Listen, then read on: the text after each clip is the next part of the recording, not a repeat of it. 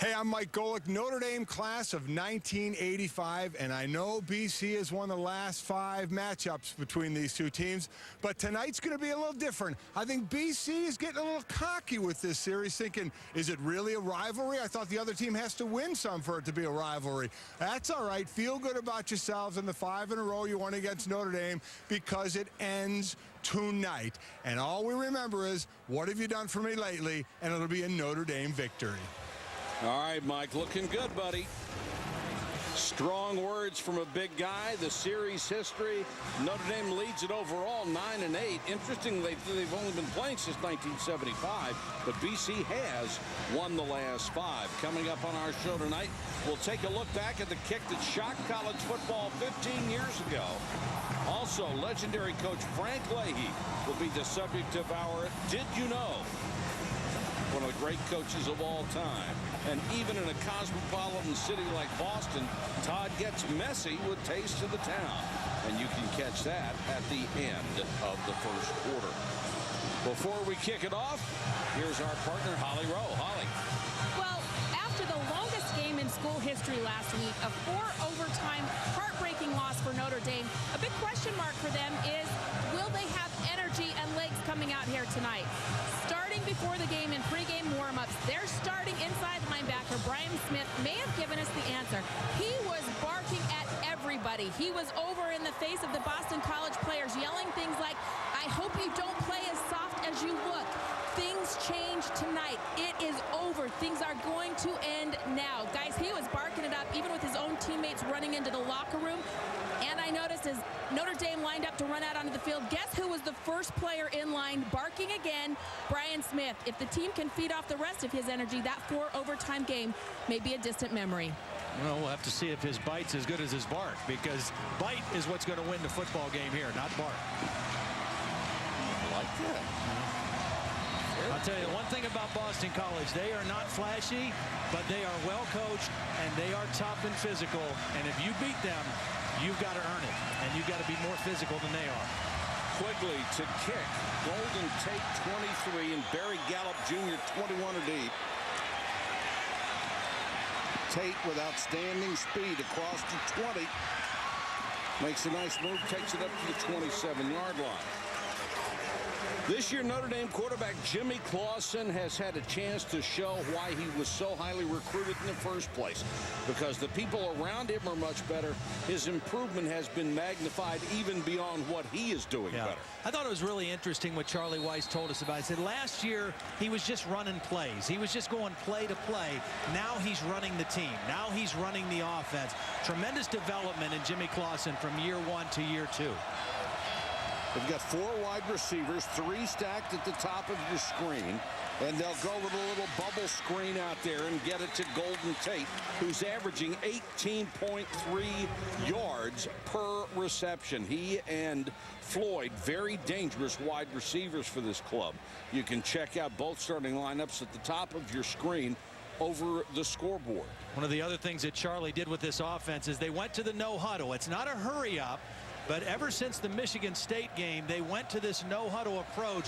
It just kind of cleans the picture up for Jimmy Clausen, helps him to read the defense and make calls at the line of scrimmage much easier. Boston College comes with the blitz. Floyd up to the 45-yard line, and Clausen is down. And Robert Francois hit him late. Oh, no, check it. It's a chop block against Notre Dame. I was amazed that Clausen got this ball out because the pressure hit him right as he was making the throw, and he still was able to get the completion. And he got up awful slow at the end of this. They brought pressure. Both inside linebackers came. Hard to see the chop block right there, but watch the throw by Clausen under duress. The center is going to get knocked right back into him, and he's still able to make the throw. Frank Spaziani dialed up the blitz, and that'll push him all the way back to the 16-yard line.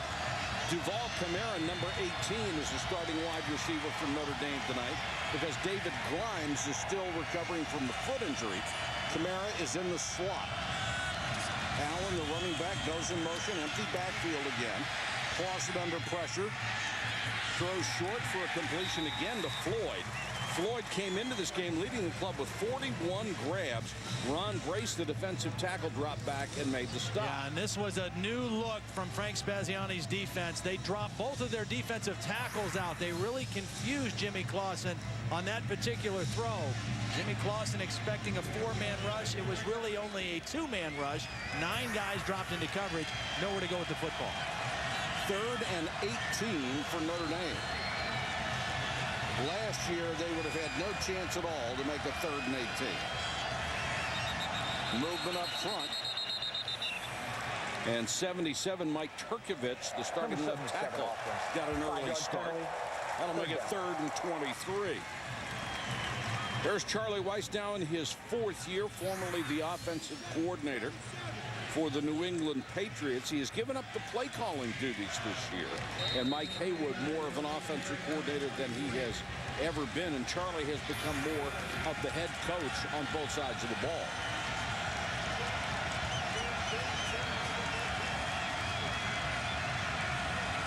Third and a mile. Draw play. Allen. He's got a lot of quickness, but it didn't help him this time. And once again, it's Francois, the weak side linebacker, who is starting for Brian Toll, who's been lost for the season with a broken leg. BC is very solid on defense. Jeff Jagosinski's 2nd year as the head coach at Boston College. Had a great season a year ago, then lost all of his skill players and has had to retool and still has a chance of the ACC title. He's done a heck of a job. Most to punt to Gunnell. Gunnell back at his 40-yard line. Poor kick, end over end. Most comes up, saves a lot of yardage by making the catch down to 44. Only a 30-yard punt, and Gunnell with a 2-yard return. That's Chris Crane. He has been up and down in his only season as the starter for the Eagles. He still has more interceptions than touchdown passes, but the raw skills are there. Oh, he's got talent. I mean, he can really throw the football. And, you know, that touchdown to interception ratio, that's to be expected for a first-year starter. I mean, that's no different than a guy, you know, you think when he's a 5th-year senior, maybe he should have better numbers, but he's just like a freshman playing. I mean, you can practice things, you can draw it up on the board, but there's no substitute for game starts and game experience. That's what he's getting right now. He's a 5th-year senior with no experience whatsoever. Josh Hayden, the running back. Hayden is a freshman. The guy behind him, Montel Harris, is a freshman. And I was really stunned when Jeff Jagosinski told us the other day, at the end of last year, they had no running backs in this program. Not a single guy on scholarship was a running back because they did not expect Jeff Smith to come back. He had had a series of concussions. So when they were out recruiting guys and saying, you know, you got a chance to start, they weren't blowing smoke at anybody. You will start if you come here. Blitz. Crane hangs in there and throws a strike to Gunnell. 15 yards. Gunnell did a great job of getting inside the defender. And that made it an easy throw for Crane. Watch, Gunnell's going to get inside his defender right there. That gives him a good target for the quarterback. The quarterback can see his numbers. A nice little stutter step off the line of scrimmage to get free of McNeil. Notre Dame has some athletes in the secondary. They've been playing a lot of man-to-man. Now Crane will go to the shotgun. Notre Dame showing blitz again, and they come with it, trying to get to the inexperienced quarterback, but so far he has burned them when they come with pressure. And once again, McNeil has to make the tackle on Rich Gunnell, who has caught back-to-back balls. Well, this is good if you're Steve Logan, the quarterback coach. Again, how fast can he drive the car? What can he expect out of his quarterback? He never knows from game to game, sometimes even from series to series. Right now, his quarterback is off to a very smooth start. Looks very comfortable throwing the football. Purvis, the tight end, sets up on the right wing. Running play will get about 3. They have smallish running backs. Yeah. Hayden is 5'8", 182. Montel Harris, who we'll see tonight, is 5'10", 192. So they don't have the pounder in there. Hayden is the younger brother of Joe Hayden, who is a sophomore defensive back at the University of Florida. Interestingly enough, also started as a true freshman at Florida and enrolled early in January, just like Josh Hayden did here at Boston College. So both Hayden brothers off to fast starts in their careers. Another first down, Eagles. Gunnell goes in motion. Crane looks that way, had Gunnell wide open in the flat and didn't see it. Crane with the keeper down to the 16. I mean, Gunnell was open. Well, Boston College offensively, who are their go-to guys? The guy who's going to make plays, the guy we just talked about, Josh Hayden, their starting tailback, the freshman out of Washington, Maryland. The other freshman tailback, Montel Harris, is out of Jacksonville, Florida. He only got a scholarship the last week of recruiting and has really been a pleasant surprise. And Brandon Robinson, their leading receiver on the outside, is senior out of Minneapolis, Minnesota, 27 catches on the year. I said Gunnell. I'm sorry, it's Gunnell. He's in the slot on the right again. Crane throws. Gunnell got a hand on it, but it was nearly picked off. Outstanding coverage by Sergio Brown, who had inside position. Yeah, Sergio Brown was beat for a moment, but reacted quickly. As soon as he got his head and eyes around, he was able to get in position and make a play on the football. Crane thought he had his man open, made a pretty good throw to the sideline, but Brown able to get a hand on it and knock it away. Now here's where Chris Crane has to be smart with the football. It's 3rd and long. They're in field goal range. Jeff Jagodzinski feels at 25-yard line or in. He's comfortable with the field goal. Be smart with the ball. Don't waste a scoring opportunity. Crane to the end zone, incomplete. Well, I don't know if he's comfortable with a field goal, but they're going to try one. Well, he's comfortable with trying it from this distance. Anything from the 25-yard line out, I think he looks at it as 4-down territory. Open Abishus will come on. He's 7 out of 12. His longest attempt this year is 39 yards. His longest connection is 36, and it's just been a struggle. This one will be from 34.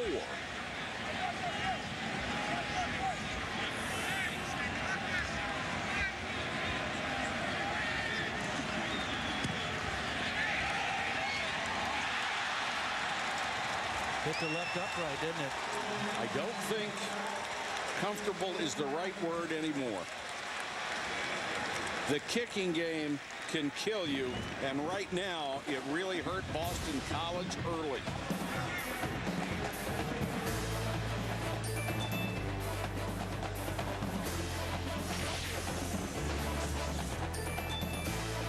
I was an intelligence analyst in the U.S. Army. Warrant officer with the 18th Airborne Corps. 82nd Airborne. Green Beret.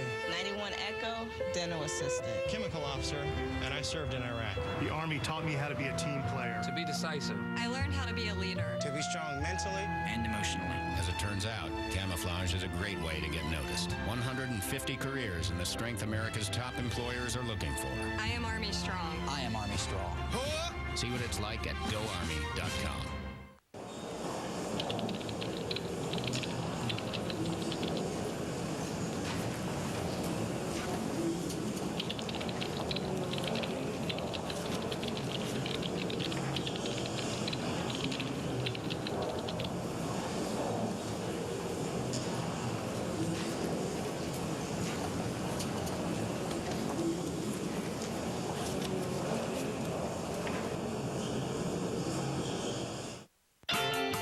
The company that's brought America stylishly affordable vehicles has now made it even easier.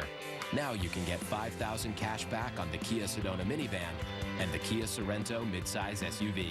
Both come with a 10-year, 100,000-mile warranty and a 5-star crash safety rating. That's 2 incredible vehicles, 1 incredible deal. With $5,000 cash back, how can you afford not to?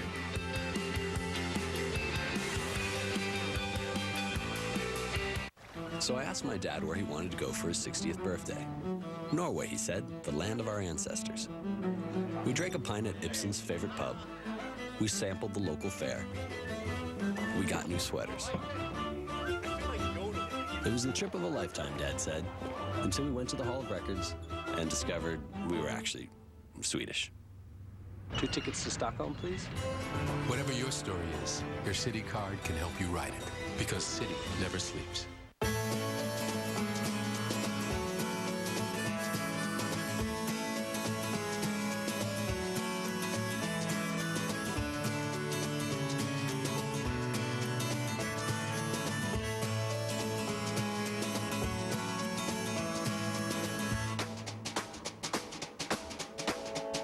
The plastics, medicines, and innovations that make life modern come from one place. American Chemistry. AmericanChemistry.com. Essential. ESPN's college football primetime is available in sparkling clear HD, and that is Dave Earnhardt plying his craft on the sideline. Notre Dame takes over at its 20 after the missed field goal try. Armando Allen, the single setback, and he has played very well this year so far. Allen will get the carry off the right side. Kept his balance, shakes the tackle, fumble the ball. Goodell got it back. Excuse me, Kamara. Well, you see on that play what the strength of this Boston College defense is. It's inside. The two tackles, Brace and Raji, those guys bounce everything outside. Watch the penetration on the inside that forces the play out. Brace forces Allen outside, and then a hit on the football knocks it loose. You see it's ripped out, and Notre Dame very thankful and very lucky that they fell on the football. Wes Davis, the free safety, is the guy that ripped the football out. Don't know how long Brace can go. He's been playing with a bad back. Some pressure coming on Clausen. He goes underneath to Allen, and Allen is wrapped up immediately by Wes Davis, and there is a flag down. Personal foul, roughing the passer, number 56 defense. 15-yard penalty, automatic first down.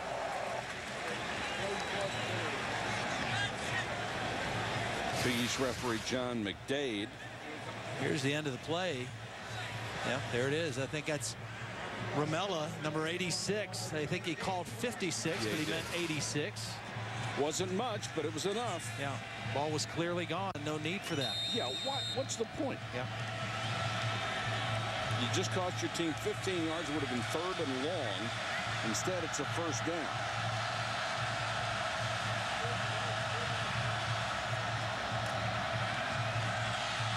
Clausen sings that one. It's tipped. And back in coverage, middle linebacker Mike McLaughlin. Good drop by the middle linebacker. Got very deep. Linebackers reading the quarterback's eyes. Jimmy Clausen not looking anybody off on this one. McLaughlin drops right underneath the tight end Kyle Rudolph and almost gets the interception. Rudolph well covered. A lot of red jerseys around the intended target on that one.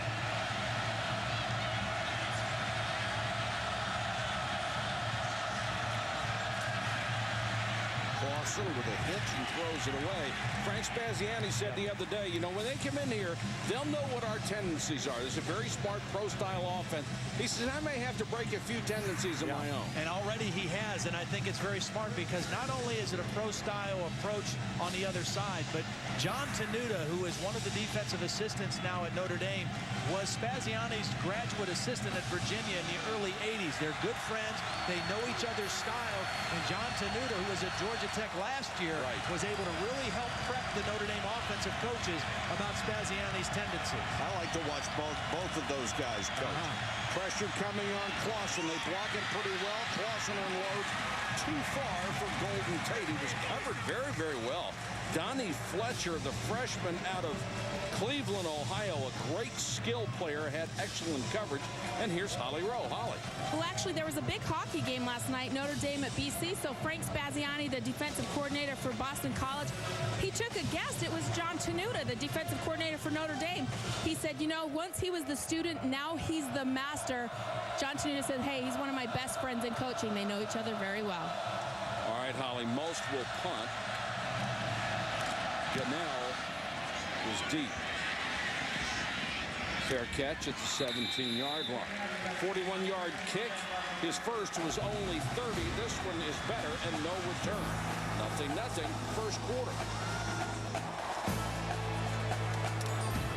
What would you do if I sang out of tune? Would you stand up and walk out on me? Lend me your ears and I'll sing you a song, and I'll try not to sing out of key. Oh, I get by with a little help from my friends. Yeah, I'm gonna try with a little help from my friends. Oh, I get by with a little help from my friends, with a little help from my friends. At Hampton, we love having you here. The company that's brought America stylishly affordable vehicles has now made it even easier. Now you can get $5,000 cash back on the Kia Sedona minivan and the Kia Sorento midsize SUV. Both come with a 10-year, 100,000-mile warranty and a 5-star crash safety rating. That's 2 incredible vehicles, 1 incredible deal. With $5,000 cash back, how can you afford not to?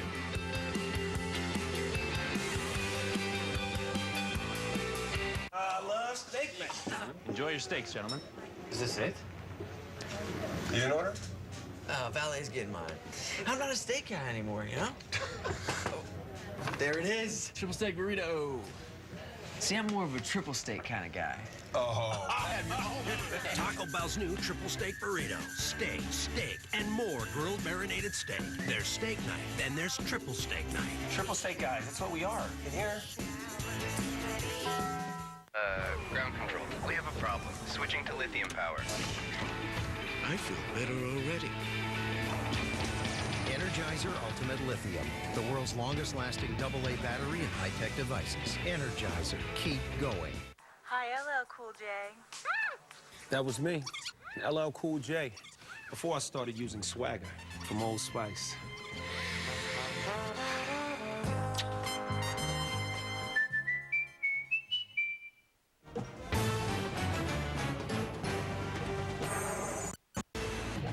ESPN's College Football Primetime is presented by Hampton Hotels. At Hampton, we love having you here. And in part by Kia. Get up to $5,000 cash back on Kia Sedona, Sorento, or Amante. Visit kia.com for information.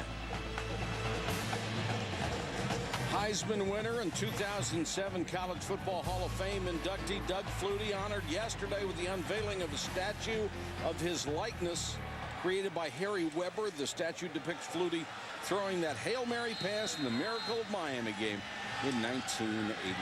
Way to go, Doug.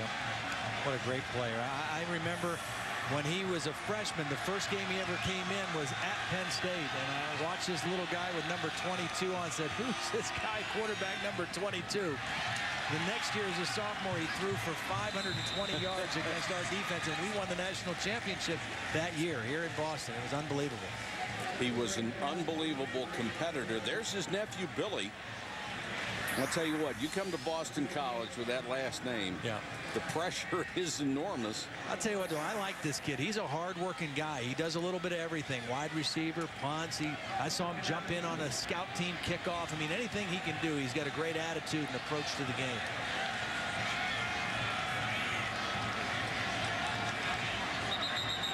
Crane in the shotgun. They'll blow this play dead. He's played pretty well so far, hasn't he? So far. Number 66 offense. 5-yard penalty. Second down. See, the thing with Chris Crane is he's highly skilled. He's 6'4", 240 pounds. He's got a very good arm. And there have been moments when he's been brilliant. The North Carolina State game early in the year, 34-51, 428 yards, 2 touchdowns, no interceptions. And then the next 2 games, he had 6 interceptions, and 3 of them were returned for touchdowns, and another one was returned all the way to the 1-yard line. Just plays that really take your team out of contention. Montel Harris gets his first carry. He's up to the 24-yard line, stopped by the outside linebacker Harrison Smith. Of course, they had Matt Ryan playing quarterback a year ago. Crane has sat and waited his turn, came out of Mechanicsburg, Pennsylvania. He has already graduated with a degree in psychology. Very bright kid, is interested in attending medical school. But you can tell when you talk to him that he's just holding out the hope that somebody's going to give him an opportunity to go somewhere and learn. Have a chance to continue playing football.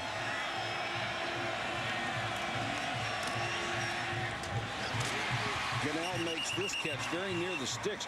You get the feeling if the NFL Europe was still in action, it might be the perfect place for a kid like Crane. Yeah, he's a project. I mean, he's got skills. And Steve Logan said, I really believe that if I had one more year with him, he'd be a very good player. Unfortunately, this is all they've got. And you've got to hope that now in game 9 for the rest of the year, because they've got 3 big ACC games after this, you got to hope that for the last 4 games, and hopefully a 5th, he plays like a second-year guy, that he's done being a first-year starter, and he becomes a second-year starter starting tonight. There's Billy Flutie in the slot. It is the first down for the Eagles. Running play will pick up about 6 with Montel Harris, who's averaged nearly 6 yards a carry this year. Let's check in with Reese Davis. Reese. All right, Mike, Taco Bell studio update, and back to Lubbock we go. Texas Taco call mistake. Pokes are on the board. Kendall Hunter powering his way through the Red Raider defense. 7-0 the game on ABC. There will be plenty of scoring in that affair. On ESPN2, Tebow has scored 14-0 Florida over Vanderbilt. SC has an early field goal against Cal. All right, Reese, thanks very much. 2nd and 5 here. First down and more. Montel Harris out of Jacksonville, Florida, picks up 13 yards. David Bruton, the best player on defense for Notre Dame, had to make the stop. And after beating number 1, it hasn't been easy. Boston College did it in '93 when they knocked off Notre Dame, lost to West Virginia. Michigan State beat Michigan, lost to Illinois. Oklahoma over Nebraska. Then they did win the next week, but Notre Dame lost. Wisconsin lost after being in this situation. Very tough to get right back up after a huge win over a number 1 team. Crane on the run, throws incomplete. They want a flag. They're not going to get it. Well, it was a good play by McNeil, but I think he did get away with one. He got the ball with his right hand, but I thought his left arm was draped all over the intended receiver, Gunnell. It was kind of a dangerous pass by Crane, throwing back across his body to the middle, but watch and see if the left arm is not on the receiver before the hit. Sure was. He got the ball with his right hand, but I thought there was contact with the left arm before the deflection. Justin Jarvis, the intended receiver. Boston College moving the ball reasonably well so far.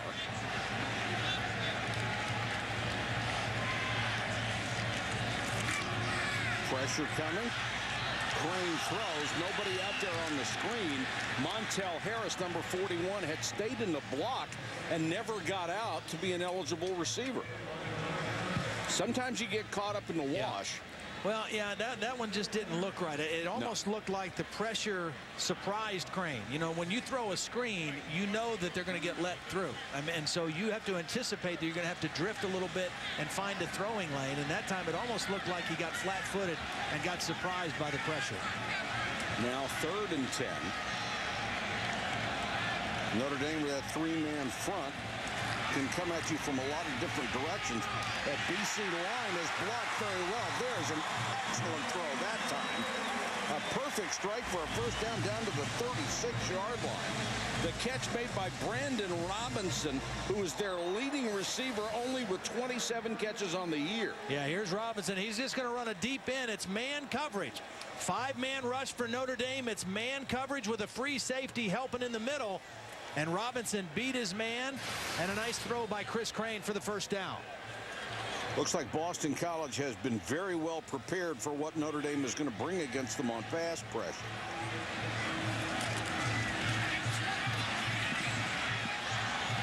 Little zone read that time. I mean, you've got to do that. If you want to run the zone out of the shotgun, then every now and then as the quarterback, you've got to be willing to pull that football out and keep it. Even if you don't gain a lot of yards, you've got to keep the defense honest by doing that. He's rushed for 145 yards. He is not immobile. No, and he also has the most rushing touchdowns of anybody on the team. He has 7. Darius Fleming is the injured player for Notre Dame. They tend to him. And we will go away at the 3:33 mark. Back after this. No. You can't have them all. Yes, I can. It's not What is fair. going on? Mark's hogging all the new minutes. We have a ton of rollover minutes. Use them. Yeah, but his are new. You know, not everyone gets to keep their unused minutes. Can't believe he gets all the new minutes. Is this new or old? I can't What? tell. Oh, I'm sorry. I can't hear you. What? Only AT&T's Family Talk with Rollover saves your family's unused minutes. It's the best value around. And now add a line for just $9.99. Get an exclusive quick messaging phone for $79.99 after mail-in rebate. This is Kirk Herbstreit. You know you're a true Outback fan when you think cutting up the middle means slicing into our Outback Special sirloin. Big, bold flavors seared in. The kicker, just $9.99. Crave on. With Orbit's price assurance, if another customer books the same flight for less, we refund you the difference with this. Your name goes here, the amount here, and I sign here. I just need a pen. Price assurance. Anybody? Only from Orbitz. Netflix. You look like you're about to show off your team pride by stapling Reggie Bush to your wall. Watch out. But did you know there's a better way to put your passion on display without ruining Reggie's life? Not to mention the Saints' chances this season. You can get a Fathead. A Fathead is a life-size wall graphic that won't damage your walls. I can't say the same for you, real-life Spider-Man. And there are over 500 Fatheads to choose from. I bought my daughter and husband each a Fathead. Then I figured, what the heck? I'll get myself one too. A Fathead transforms any room of the house. Yeah! And Fatheads are so durable, you can put them up and take them down as much as you want. I use mine for protection. Whatever your passion, there's a Fathead for every fan.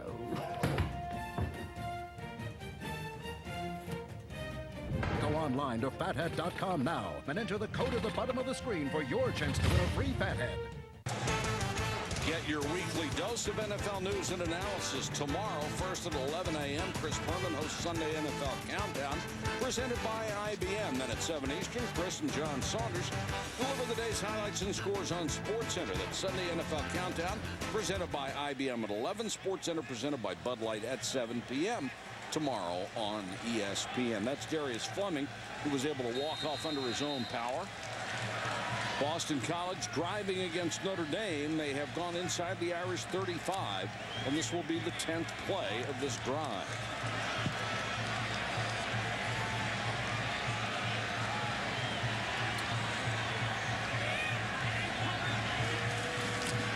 Four-man rush. Crane takes off. Good decision. Got the first down and more. 20, 15. Gets out of bounds at the 12-yard line. A gain of 22. A smart decision by the senior quarterback. I was just about to say the offense was pretty much you go, but this was a Honda Accord play. A good decision, efficient, the right thing to do, get what you can get, and then get out of bounds. And now, once again, he has Boston College in scoring territory. They missed a field goal the last time they were in scoring territory. But Chris Crane looking very under control right now. 5 of 9 for the football game. He is the game's leading rusher. 3 carries, 25 yards.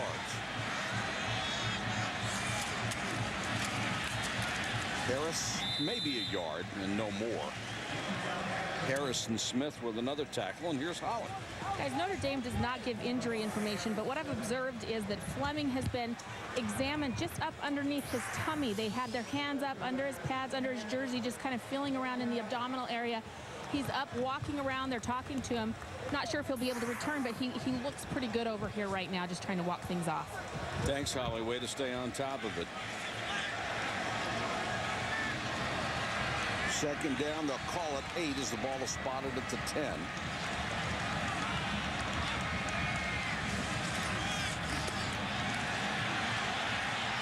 Crane throws for the end zone and into a big crowd and incomplete.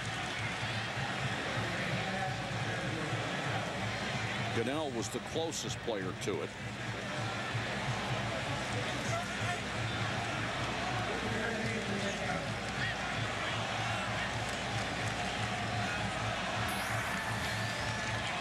BC in the red zone in this conference, pretty good, 87.5%. And 75% in touchdown percentage.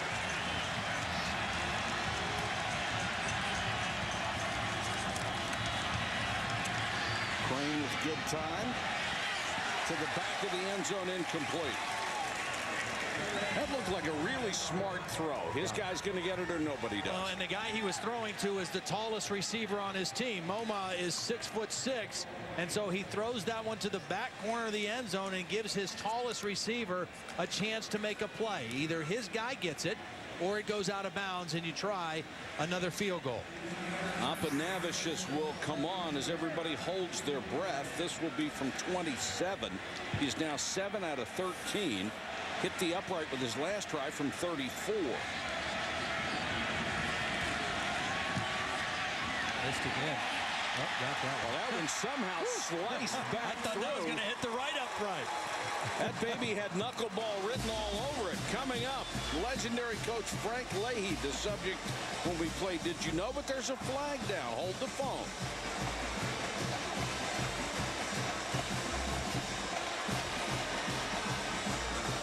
This is a Big East officiating crew, not an ACC crew. Big East. Running into the kicker. Defense. Penalties decline. Field goal is good. It was 4th and 8, so it would not have given them the first down. There's Frank Leahy, one of the great coaches of all time, the subject of our Did You Know? When we come back.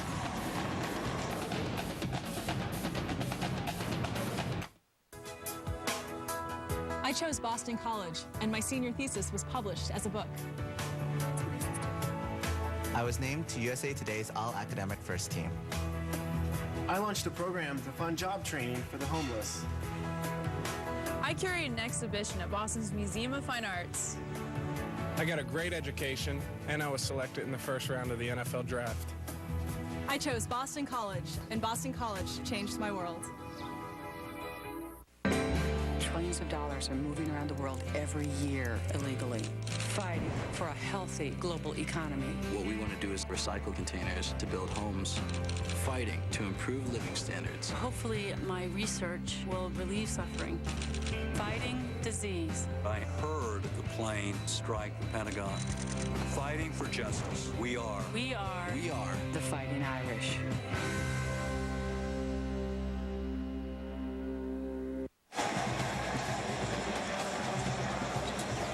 Boston College with a 3-0 lead. Aponavicius has missed one, made another.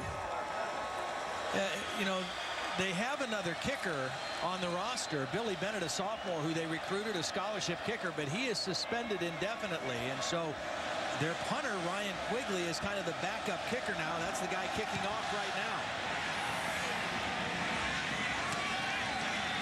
Golden Tate has a seam up the middle, cuts it outside. Nice return, but a flag down as Tate is stopped at the 35-yard line. Now we'll check the penalty. Almost assuredly against Notre Dame, an illegal block. Going to put him in bad field position again. During the return, holding, number 25, return team. 10-yard penalty, first down.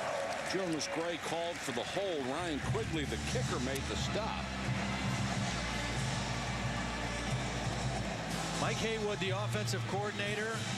Charlie Weiss giving up the bulk of the play calling duties to Mike Haywood this year. Mike Haywood said the biggest thing he had to get used to was being in the press box. He has never been in the press box during his coaching career.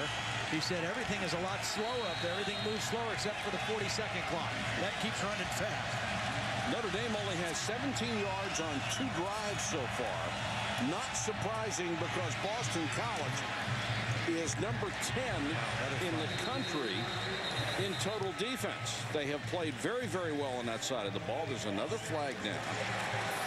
And that's Mike Haywood. And who would have thought that Charlie Weiss, whose calling card was as a play caller, would give up the play calling? Well, he still has input. Obviously, he has a lot of input during the week. But in not being the sole play caller, it gives him a better chance to manage the whole football team and lead the whole program. During the game, what his input is he gives a lot of formation suggestions, and their play sheet is based on the hash. So if Charlie says go in this formation, the left or right hash will determine what play Mike Haywood will call. Robert Hughes, the new running back, he's number 33, standing right on top of the goal line. Hughes trying to break it outside. Will pick up only a couple. And that swarming Eagle defense was all over him, led by Marcellus Bowman and Mark Herzlich. The interesting Herzlich is really a good player. He really is. I mean, he is the best, probably the best all-around player in their back seven. Up front, B.J. Raji is their best down lineman, but Herzlich played middle linebacker as a freshman. He was the starting weak side linebacker last year, and he starts on the strong side this year. They like him out in space. That's him right out here.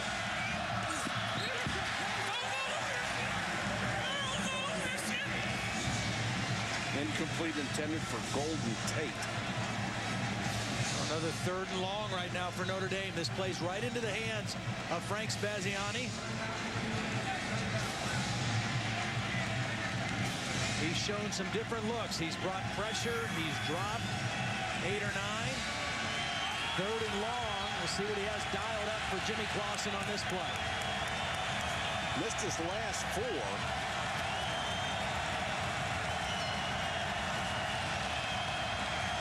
Clausen steps into the end zone under pressure, got out of there.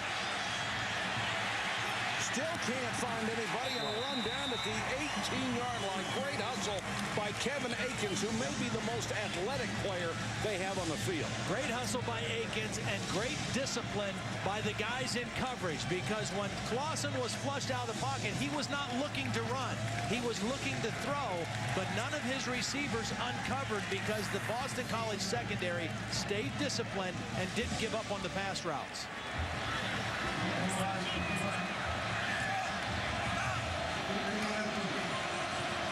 Most to punt to Gunnell.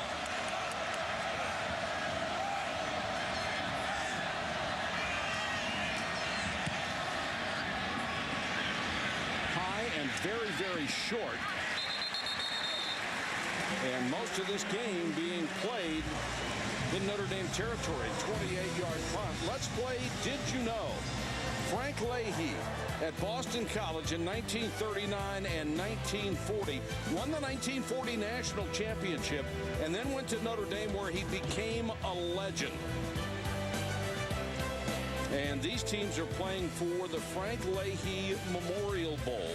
The break in his career there was when he went into the Navy during World War II. As most people involved in sports, well, you can't see the bowl, can you? It's in the box. They're not playing for that box. The bowl's in the box. Crane incomplete. That was intended as the first quarter comes to an end. That was intended for Moma. Coming up, even in a cosmopolitan city like Boston, Todd gets messy. Does he ever? With Taste of the Town. In 90 seconds, find out what's on the menu. The chase for the Sprint Cup continues at Phoenix tomorrow at 3 Eastern on ABC. Be transformed by colors so vibrant they twist the very fabric of your being, and sounds so pure you don't just hear them, you become them. By a world so beyond anything you've ever experienced, nothing will ever be the same.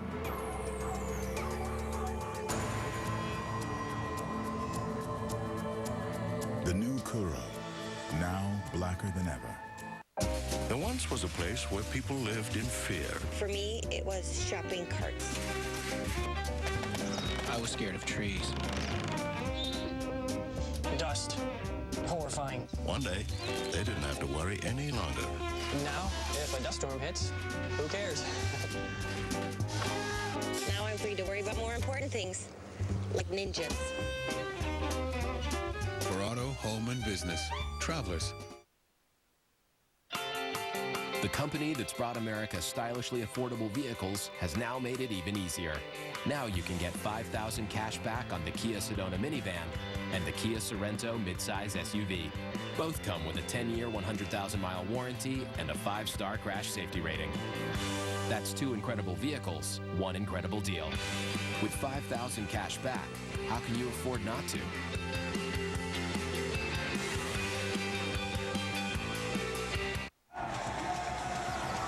Ready to start the second quarter, 3-0 BC. Now it's time for Todd's Taste of the Town, brought to you by Chase. Here in Boston, I found a quaint, family-owned Italian restaurant that looks and smells like you're walking into your grandmother's kitchen. It's called Camella's, and it was started in 1988 by Gene and Tom Camella. Now, Gene played football in BC in the late 60s, and he had 3 football-playing sons, and his 2 youngest, Matt and JP, now run the family business. The coolest thing on the menu to me is what's known as the messes. It was an idea Gene had as a way to limit wasted food. It starts with a secret family recipe base of various pastas, marinara sauce, and cheese, and then you decide what to add on top according to one of the 34 variations on the menu. This is the Mother K's. It adds sausage, veal, and meatball. Lord, bless this mess.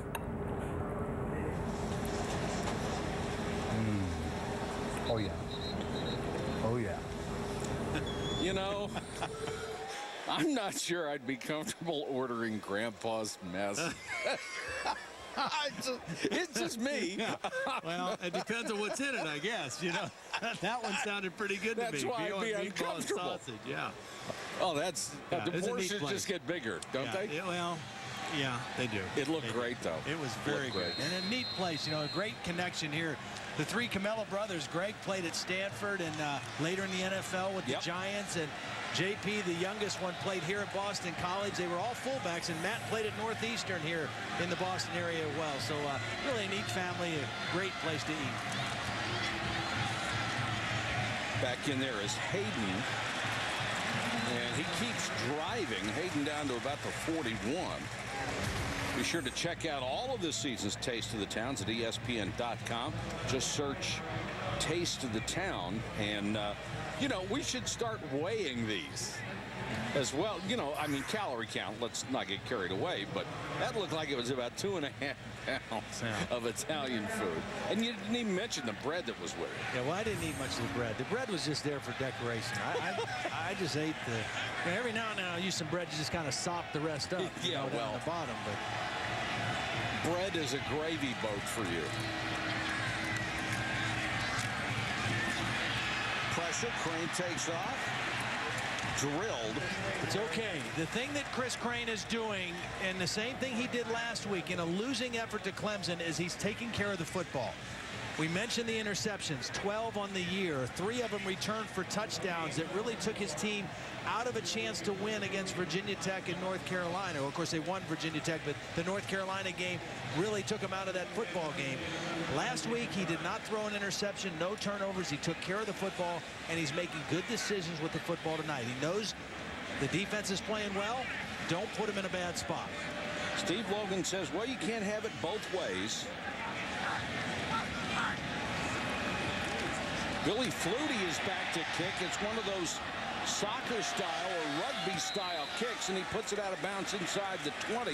You can see Flutie had the option of running, and we'll find out where the mark is. Let's check in with Reese. All right, Mike, told you there would be more scoring down in Lubbock after Oklahoma State went up 7-0.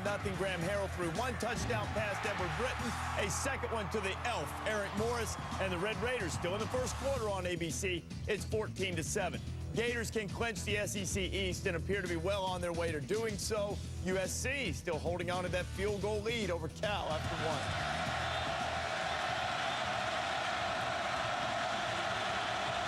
Notre Dame going with 2 backs. They've been 1 back in the shotgun up until now, trying to get something going on offense. James Aldridge on the toss. Somehow got past big Ron Bryce, and that's not easy. It takes up a lot of room. Notre Dame, Charlie Weiss saying, you know what, we've got to get some momentum, so let's go 2 backs and let's put our big tailback in, James Aldridge. And Notre Dame has 3 backs, and they all see time. Armando Allen is the starter. He's more the shifty guy. Robert Hughes and James Aldridge are the bigger, more powerful backs, and Aldridge over the last couple of weeks has really run the ball well. He and Hughes split a lot of time last year as running backs. Knocked down by his own man as he was pressured right back in the middle of the line by Raji. BJ took Eric Olson, the right guard, and just threw him back in the ball carrier. See, this guy is an NFL prospect. He just takes his man, uses that leverage, and just keeps driving. He doesn't care if he gets the tackle. In this case, he did. All he wants to do is blow the play up and let somebody else come and finish it up. That time, he blew it up and finished it up as well. That was an awesome display of power. And a prospect indeed. Pressure coming on the blitz. Out to the 25. It's still going to be a couple of yards short of the first down. Asaph Schwab with his first reception of the season. They'll still have to punt it away, and here's Holland. Well, guys, speaking of that big defensive tackle, B.J. Raji, he actually had to sit out last year because of a fluke academic issue. He thought he needed 2 classes, and he really needed 3. But he said he made up the best of his time. He said, instead of sitting around pouting, I decided to be a contributing member of this team. He did it by playing on the defensive scout team. But, guys, he was so good, they kept telling him to quit playing. He was blowing up the offense. They had to take him off the scout team. Yeah, it's hard to imagine he'd have been on the scout team at all. Gunnell up the middle. And again, into Notre Dame territory, Boston College has to take advantage of this field position. You can't do this the entire game and just come away with one field goal. That's absolutely right, Mike. And Most has really hurt Notre Dame tonight with his kicking. That the punts have been low, they've been short. And so, I mean, if you're going to kick them short, you better kick them high and let your coverage get down there. These kicks have been low and short. And you're right, Boston College with outstanding field position, but you can't just keep a 3-0 lead with this kind of edge in field position and hope to win a football game. Yeah, there's only two things you want out of a punt, and he's not giving them either. Yeah. So they'll start this time from the 43-yard line. Harris is the running back. He'll get the carry, steps over one man's got the first down to the 32-yard line. Montel Harris out of Jacksonville, Florida, finally stopped by Bruton. Well, Notre Dame came with some pressure from the outside, and it was an inside run. It looked like they might get to the backfield, but Harris does a nice job of staying inside. If he tried to bounce that out, he would have run right into the blitzing Sergio Brown. He stayed inside, found a little crease in there, and turned in a nice gain for a first down.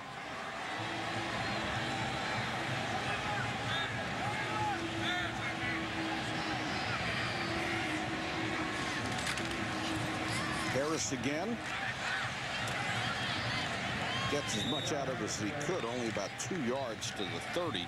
One of the inside linebackers, Brian Smith, one of the top tacklers on this team, made the stop. See, this is another play where Chris Crane has to put this in his memory bank, and he's got to watch this guy. As they run the zone here, he's got to see if this guy is cheating and just chasing the play. Eventually, the quarterback's got to keep the ball. See, nobody's paying attention to Chris Crane right now. Everybody's focusing on the back. He's just got to kind of file that away and realize at some point, I may need to pull that football out and keep it.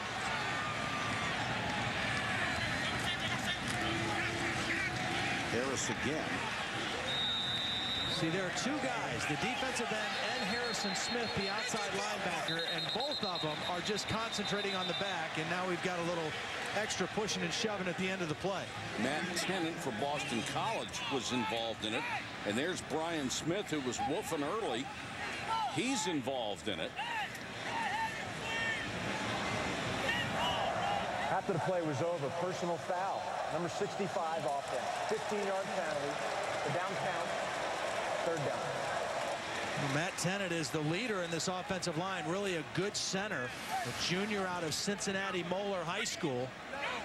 And just at the end of the play, there's the push. He thought Sergio Brown was doing something a little extra at the end of the play. And we've seen two penalties against Boston College that were not very smart. I mean, just late pushes that you're always going to get a flag thrown on you. I mean, it's one thing to be tough and to be physical and to demonstrate that, but do it between the whistles, you know, do it in a legal play, because now you set your team back. You had great field position, and now you're third and a mile, and you've taken yourself completely out of field goal range. 3rd and 22, a position you do not want to put your inexperienced quarterback in. Pressure coming. Crane throws underneath. They'll try to get what they can to Justin Jarvis. And let's check in with Holly. Well, guys, it is a steady, heavy rain out here on the field right now. The good news for Boston College, this is exactly the conditions they had to practice in Thursday preparing for this game. Notre Dame had sunny, nice weather all week, unseasonably warm in Indiana. So still remains to be seen who can be affected by this. But one good news, the turf is not slick. This absorbs water very well. The footing is still remaining very true out here. All right, Holly, Billy Flutie is in again as the kicker. This time just a straight ahead punt. See, this is how critical that penalty was on Boston College, because this was 4-down territory in Jeff Jagodzinski's mind. You know, you get what you can get on 3rd down, but when it's 3rd down and 20, it's not 4-down territory anymore. You've got a punt, and they've wasted another great field opportunity. Going to the game this weekend, Jim? Well, Jerry, for more on that, let's throw it over to the Hampton Hotel where my wife Tracy is checked in. Trace, what's the mood over there? In a word, Jim, electric. Comfy beds, complimentary hot breakfast, and friendly service. Trace, what's that noise I hear? Wow, I wish you listened this well at home, Jim. She's kidding. I'm not. It's college football, honey. Well, there you have it, folks. And Trace, I'll see you in a few hours. Back to you, Jerry. Thank you. All right. Who is Dickey's American Worker of the Year for 2008? Introducing Hale Hughes, an oilfield roughneck from Woodville, Texas. Find out how to honor your favorite worker at Dickeys.com. So what you gonna get? No, check it out. Don't answer that. I know what we're gonna get. Friday's right portion, right price menu. Hey, I'm talking big flavor here. Just the right amount of food. And it starts at just $5.99.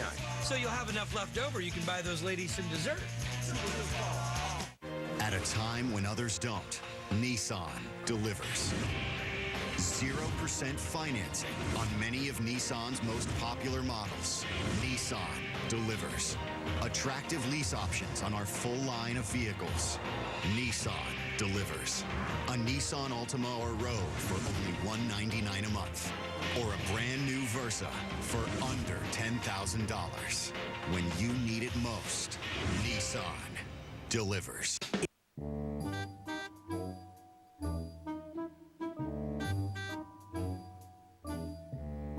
Change it up a bit, and you're sure to get a reaction. Don't let erectile dysfunction slow things down. Viagra, America's most prescribed ED treatment, can help you enjoy a more satisfying sexual experience. To learn more, cruise on over to Viagra.com. Ask your doctor if your heart is healthy enough for sex. Don't take Viagra if you take nitrates for chest pain, as it may cause an unsafe drop in blood pressure. Side effects may include headache, flushing, upset stomach, and abnormal vision. To avoid long-term injury, seek immediate medical help for an erection lasting more than 4 hours. Stop taking Viagra and call your doctor right away if you experience a sudden decrease in vision or hearing. Now's the time to get moving and ask your doctor if Viagra is right for you. Welcome back. Let's take a look at tonight's trivia question. Boston College has won 5 consecutive games against Notre Dame. What 2 schools have the longest win streaks against the Fighting Irish all time? Just think of who they normally play. That's the hint. Notre Dame, no offense so far tonight, but their field position has been atrocious. 20, 18, 14, 20, and their own 27. That's it. 1 first down. That was by penalty. There's an incomplete pass. When you have a great defense, field position is huge. This is Matt Tennant coming off the field, and his position coach, Jack Bicknell Jr., really giving it to him because the situation was critical. They had a 3rd and 7 on the +29. Okay, so that's 4 down territory. And instead, with the penalty, now it was 3rd and 22, and it moved the ball all the way back to the 44. Really took away a great opportunity for Boston College. Jimmy Clausen has hit only 1 of his last 6, make it 2 of his last 7, as Michael Floyd is the target. And they've got a first down there. Floyd, a talented young man out of St. Paul, Minnesota. The #1 freshman receiver of all time at Notre Dame. Already. Well, there are some talented freshman receivers out there, and we've seen a couple of them. Julio Jones at Alabama, A.J. Green down at Georgia. This guy stacks right up with the best of them. I mean, he is physical, fast, and talented, and really can catch the football. Guy on the other side, Golden Tate, didn't have bad either. They've got some terrific weapons on the outside. Great play by Donnie Fletcher. Got a fingertip on it at the last moment to knock it away. Those are the 3 guys right there, a couple of notable freshmen. It's kind of a good year for wide receivers. These are the young guys that are making a name for themselves. Of course, you got a guy named Michael Crabtree out at Texas Tech right now that's lighting it up. Des Bryant at Oklahoma State in the Big 12, a couple of big-time receivers. So a lot of spread offenses, a lot of passing games. You need guys to catch it as well as throw it. There are many more outstanding wide receivers than there are running backs this year. Speaking of running backs, Aldridge will get an opportunity, and we'll check in with Reese. All right, Mike, checking on the games on the family of networks. Texas Tech is running like a machine against Oklahoma State. That's on ABC. It's 14-7. You see the Red Raiders are near midfield. Florida's going to clinch the SEC East by beating Vanderbilt. They're still in the first half, but they're up by 4 touchdowns, 28-0. It'll be Florida-Alabama in the title game as Texas Tech moves down to the Oklahoma State 40. Thank you, Reese. Notre Dame, with its best drive so far, they have moved it out to the 38-yard line. Clausen to throw again, the deep out to Floyd. Well, you see He's the up to the 47. The strength of Clausen's arm. This ball is snapped on the left hash mark, and he throws an out route to the right sideline. I mean, it takes a heck of an arm to make this throw. Right on the hash, quick release, not very much air under the ball. It's on the outside of the receiver where it's supposed to be. And not every quarterback that you see playing college football can make that throw, but Jimmy Clausen can. Still only 45 yards, another first down for the Irish.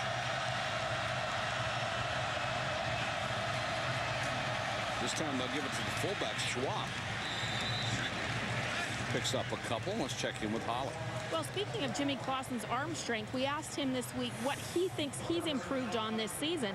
He said, it is my strength. He said, before last year, I had the elbow surgery. I had the bone spurs that had bothered me even back into high school. He said, I never had a chance to get in the weight room my freshman year. I was too skinny, so he's gained weight. He's gotten in the weight room, and he says, overall, that's my biggest improvement. I'm just bigger, faster, stronger. And certainly has become the leader of this ball club. Charlie Weiss says everybody looks to Clausen. You can see why. Aldrich breaks an arm tackle, gets to midfield, and then is swarmed under. Well, he almost had to get in the weight room as a matter of survival also. Yeah. I mean, because this team last year, we talked about the offensive improvement. One of the main areas, this team allowed an NCAA record 58 sacks a year ago. 58 quarterback sacks. Coming into tonight's game, after 8 ball games, only 12. So a dramatic improvement in their protection of the quarterback. Now, that's not all the line. Part of that is the quarterback knowing how to hold on to the ball, when to get rid of it, but 58 sacks is a lot of sacks. This is the first time Notre Dame has been in Boston College territory. They made it by about a foot, and Clausen overthrows and is intercepted. Paul Anderson, 40, he could go. Needs one block, and he got it. Touchdown.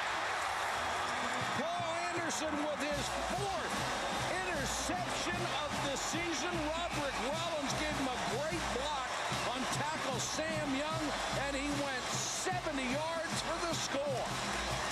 A big-time play for the Boston College defense. And when we show you the replays, the guy who's not going to get credit for it, but who made the play, was the linebacker Mark Herzlich, who got a great drop underneath the intended receiver, the tight end Rudolph, and forced the high throw. Papanavicius for the point after. Who needs that field position? That's exactly what I was thinking. They had squandered so many wonderful opportunities. Anderson says, the heck with this. We're the outstanding unit on this club. He takes it 70 yards, a pick 6, and it's 10-0 Boston College.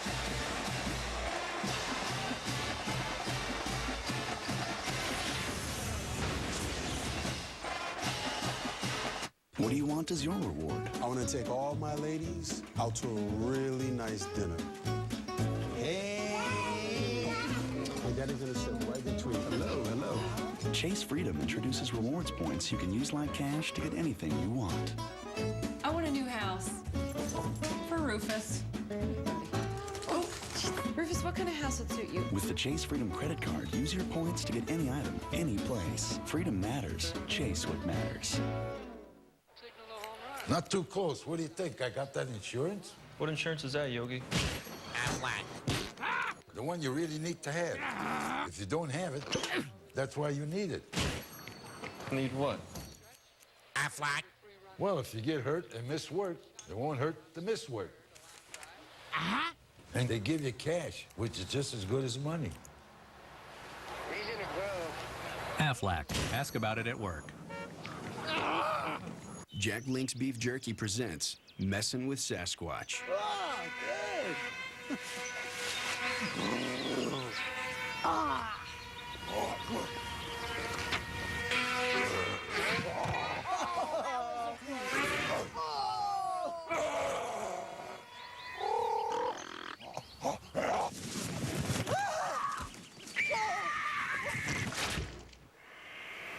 Jack Link's Jerky. Feed your wild side. At a time when others don't, Nissan delivers. 0% financing on many of Nissan's most popular models. Nissan delivers. Attractive lease options on our full line of vehicles. Nissan delivers. A Nissan Altima or Rogue for only $199 a month. Or a brand new Versa for under $10,000. When you need it most, Nissan delivers.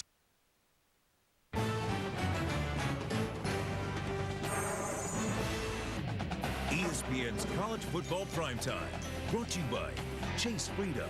Introducing rewards points you can use like cash. Visit chase.com/freedom. And Aflac. Ask about it at work.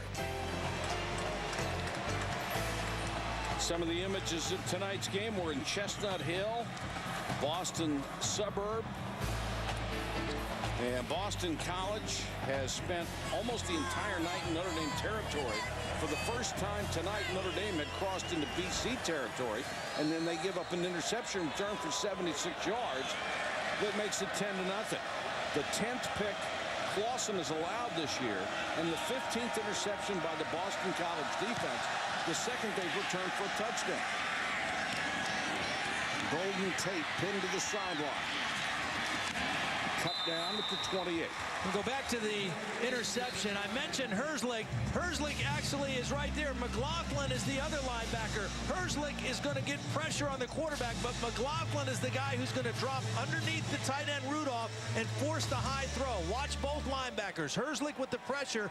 McLaughlin takes a perfect drop and forces Clawson to throw high over his head right into the arms of Paul Anderson. And then Anderson does the rest. But two linebackers really working the rush and the drop beautifully for the Eagles. 6:12 to go in the half. Notre Dame needs to get something started. They'll try it on the ground with Allen.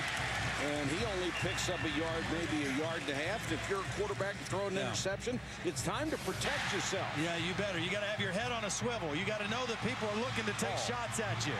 And then you're better off just staying on the ground at this point, because as soon as you get up, you're going to get knocked down again. Now, they have changed the rule in the NFL. If the quarterback is not trying to make a tackle, you've got to leave him alone. So quarterbacks don't try to make tackles anymore. Very smartly. Yes. Boston throws underneath. That'll be complete for about 7 yards to Kyle Rudolph, his very talented tight end out of Cincinnati. Only a freshman. Here's Holly.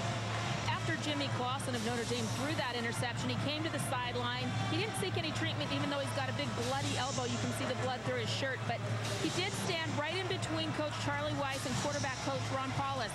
This is kind of how they've handled him all season. He calls it good cop, bad cop. Charlie usually tells him like it is.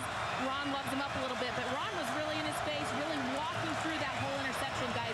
He stayed right there, listened to everything they had to say. All right, Holly. Aldridge is in there on 3rd and short.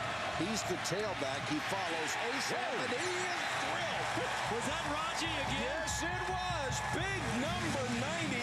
And you could tell when he showed up because Aldridge went backwards. Yeah. A 235-pound tailback went backwards when Raji got there. McLaughlin, it looked like, hit him first. Yep. Francois was in there, but then Raji blew it up. Oh, man. Back-to-back possessions. Excellent plays by McLaughlin as well. This defensive unit is fired up. And Notre Dame can't do anything on offense again. Here's Reese Davis. All right, Mike, more scoring again. Texas Tech. Watch this slant throw to Michael Crabtree. A little quick slant and empowering his way in. Graham Harrell, the touchdown pass. 21-7. Number 2 is rolling. Florida hammering Vanderbilt on ESPN2. Hey, this is a news flash. USC's given up actual points. 3-3 in its game against Cal on ABC. Some markets. Hey, USC, if you're a fan of them, they've got to drive you out of your mind. They look like they could win the NFL one week, and then something happens. BC has had a great first half. So has Chris Crane, the 5th-year senior quarterback, getting a chance to play this year. And they would love to work on the clock right now. They'll do it with Montel Harris. Well, we asked you earlier who has the I'm going to read this again. What two schools had the longest wins? Thank you very much, against Notre Dame all time. And think about the schedule. They always play Michigan. They always play Michigan State. And those are the two teams that have the longest win streaks. Michigan has to go back to 1908 to come up with 6 in a row. Crane, hold on to the ball, hit from behind, and he protected it well enough. Yeah, see, this is where he has to be really smart. His defense has played a stellar first half. The offense has controlled the ball. They've moved the ball, but they really only have 3 points to show. The touchdown came from the defense, but they've got the lead. They've got momentum. Don't do anything right here to let Notre Dame get back into the game right before halftime. And, you know, you think about that with a rookie quarterback or a freshman or a young quarterback. Again, he's a first-year starting quarterback, but he has played pretty poised here so far in the first half. He's got to play it all the way to the end of the clock. Notre Dame comes with the blitz. BC has blocked so well. The pass incomplete, but they have kept their quarterback clean for the most part. Harrison Smith was coming. Montel Harris, 5'10", 192, stepped up and protected Chris Crane. And Jags did a little dance on the sideline. He knew he had man-to-man coverage. His receiver was open. Gunnell ran a nice route to the corner, and Crane just couldn't get the throw down for him. We talked about Charlie Weiss as the offensive coordinator in New England. Jagosinski was the offensive coordinator for the Green Bay Packers.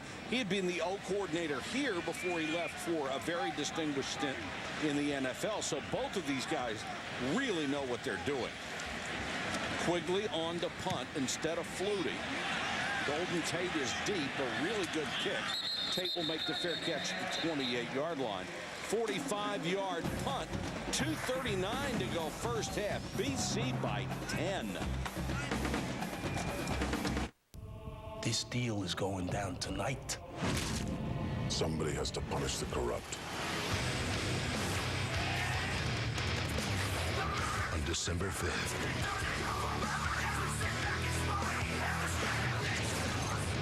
Ray Stevenson is the Punisher.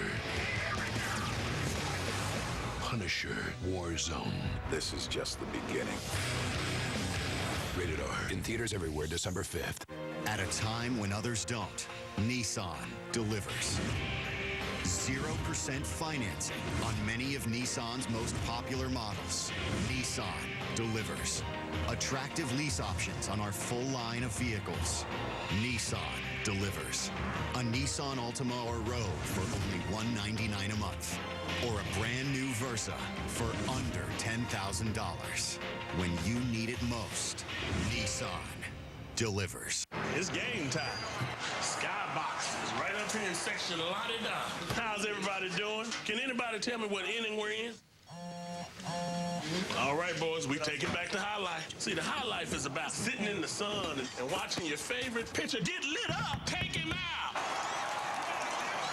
And they can't even hear me through this glass. Come on, boys. Need to smell me a hot dog or something. Just know I'm alive. Woo! Let me pass out some high life. That's what I'm talking about. It's the new fuel-injected Yamaha Rhino 700, the world's most reliable workhorse, or the ultimate off-road explorer. Yes.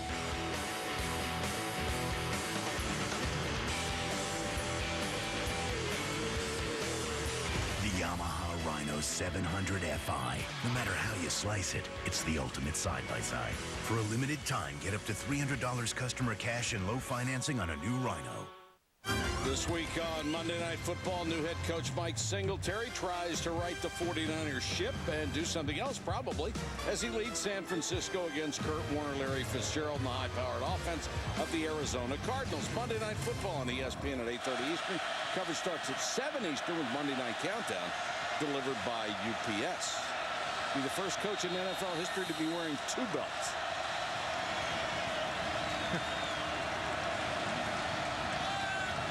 Notre Dame trying to do anything on offense.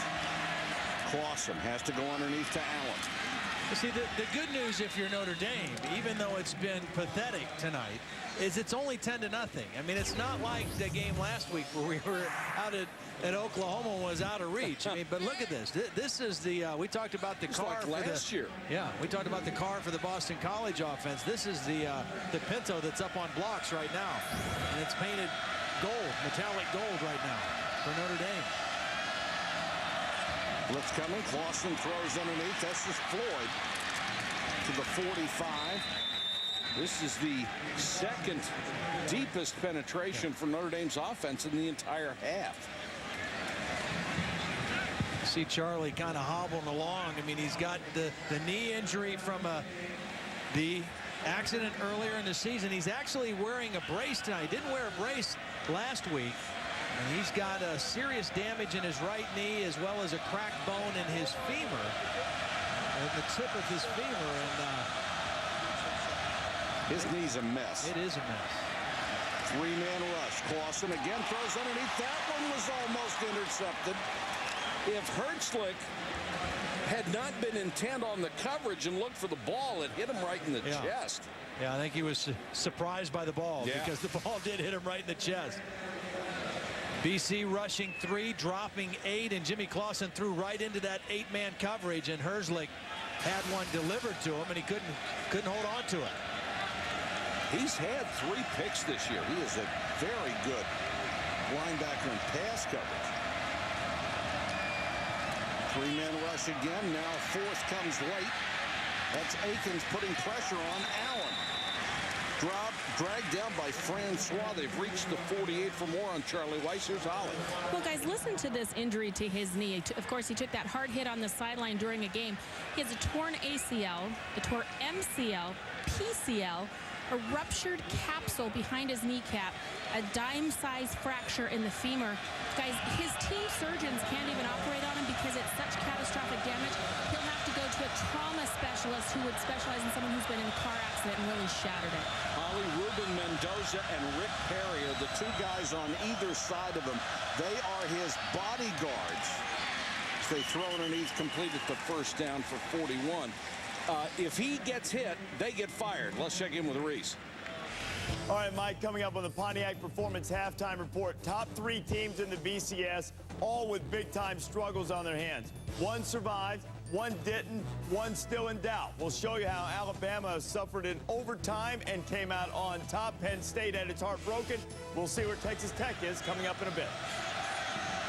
The Ides of March may have been the death of Julius Caesar. November has been the death of top-ranked college football teams for the last 2 years.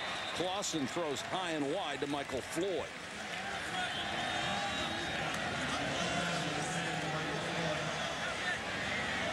If it's November, keep your head on a swivel because somebody is coming to get you. Especially if you're ranked high. Last November, BCS number 1 went only 2 for 3. BCS number 2, 1 and 4. And it wasn't just upsets. They were stunning upsets. Clausen. Nice job by Clausen. Yes, it was. You know, it's so important for a quarterback, a young quarterback, to learn how to just keep a play alive. Just buy a little extra time by moving in the pocket, but not losing your vision down the field. And that's exactly what Jimmy Clausen did there. Notre Dame will use one of its 3 timeouts.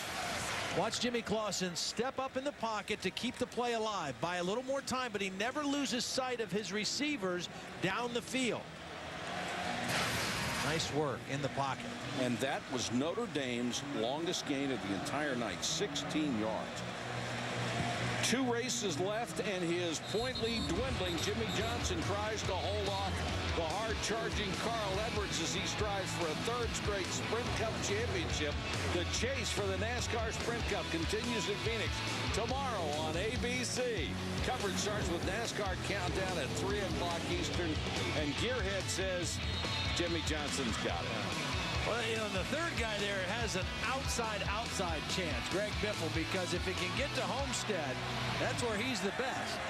And we'll see. Jimmy Johnson's in pretty good shape, though.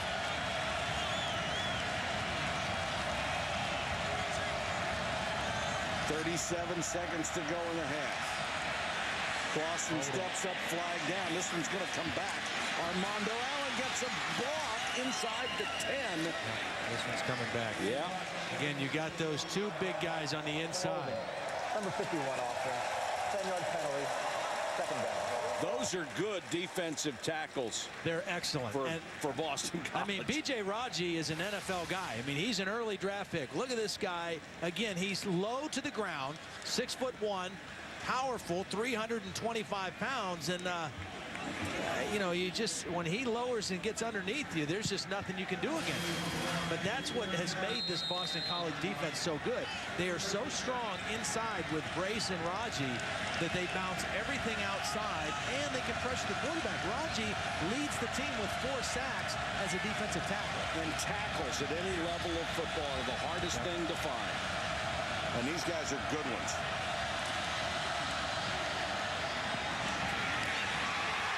Intercepted at the 21-yard line, picked by Roderick Rollins. That's his second of the year. Now, this was not a smart throw by Jimmy Clausen because Rollins was a rolled-up corner, but there was nothing that threatened him in the flat, so he continued to drift underneath the receiver Tate. Normally, if you see a rolled-up corner, there's a soft spot between the corner and the safety. But Rollins, there was nothing to threaten him, and so he was able to come underneath that and just drift back and make the pick. So you're thinking there's a hole right here between the corner and the safety. But watch what Rollins does, because nothing comes out to threaten him. He just keeps drifting, drifting, drifting, and all of a sudden he's right in the throwing lane. So BC will be more than happy to go to the locker room leading 10-0. They dominated this first half against visiting Notre Dame.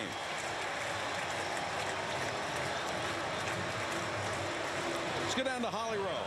Coach, you'd finally found something getting going on offense there, but what's continuing to happen with those interceptions? Well, I mean, on that one right there, he thought that he could get the ball. The guy was bailing on Golden right there, so he thought that he'd get the ball over the top. Obviously, was wrong on that one. And the early one to Kyle, it was cover 2. He had, you had him open. He just overthrew him on the pass. Thanks, Coach. Our halftime score, Boston College 10, Notre Dame nothing. Let's go to Reese Davis and the Pontiac Performance halftime report. All right, Mike, Boston College trying to make it 6 in a row against Notre Dame. Glad to have you with us. My Hall of Fame running mates here, as always, Lou Holtz and Mark May. In a day that has shaken up the BCS and threatened to totally turn it into upheaval, there's still one undefeated team left that has business to attend to down in Lubbock. Texas Tech, Oklahoma State. Graham Harrell puts a snap on the ground, and the Pokes recover quickly. And Kendall Hunter, who's, hey, at some point, Oklahoma State wins this game. You got to start talking Heisman with this guy, Mark. Absolutely. Coming into the game over 1,200 yards rushing to 11 rushing touchdowns. There's his 12. So you think Texas Tech might have a little bit of a hangover after the Texas victory last week? Not so much. Harrell, Edward Britton, check out this throw and catch, Coach. Well, this is tremendous. Hi. He has great receivers, but you better talk about Graham Harrell for the Heisman also. Well, we have. I think he's already been mentioned, right? Is he your first place guy right now? At halftime, he is. Britton gets 1 foot down. Harrell right back to work, looking for the elf, Eric Morris. I just like calling people the elf. That's the nickname that Mike Leach gave Morris. And then, after a Crabtree touchdown, the Pokes come right back. The other running back, Keith Toston, goes in, 21-14. Remember, these two played 49-45 last year. A lot more scoring to go on ABC. On ESPN2, if this thing were a fight, they would stop it on cuts. If it were a horse, they would have shot it. Florida and Vanderbilt. Tim Tebow, Lewis Murphy. Terrific job by Tebow, rolling out of the pocket, throwing to a ball to a wide-open wide receiver. He's at his best when he does that. But, Coach, you got to put Tebow on your Heisman list. Oh, he's on my Heisman list, absolutely. You got him number 1 a few weeks ago. Well, I fought for it, but the people you convinced me no. Early exit polling now says that Florida is going to win the SEC East and go to the SEC championship game. Assuming they hold this lead over Vanderbilt, is 28-0, almost at halftime. In exit polls, I project Florida the winner here. 3-3, Cal and USC. Mark Sanchez, Patrick Turner, touchdown. Now, USC did a great thing. They came out snapped the extra point and got it kicked quickly because this should have been incompletion, Mark. It was a touchdown, Reese. It was ruled a touchdown. Thank you. Let's be clear about that. It was a touchdown. A great effort. Ball hit the ground. Touchdown USC. It's 10-3, about to go to halftime. Some seeing that on ABC. Still to come on the Pontiac Performance halftime report. Penn State right down to a final kick in Iowa City, and it went even later than that in Baton Rouge. This halftime report is powered by Pontiac, the official performance machines of the NCAA. Thing says love like beef.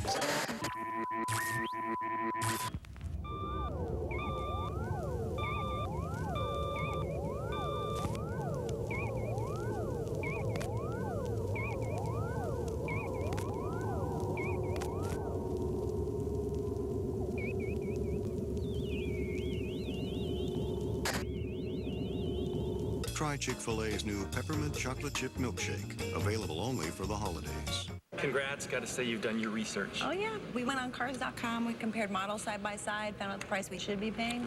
Feeling pretty good. You should. And I didn't have to resort to plan B. Oh, what's plan B? In order to get you to agree to my terms quickly, I was gonna have you eat these brownies, which I mixed with a horse laxative.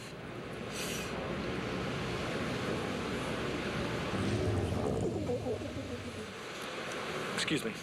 Keep talking. My husband kind of has a sweet tooth.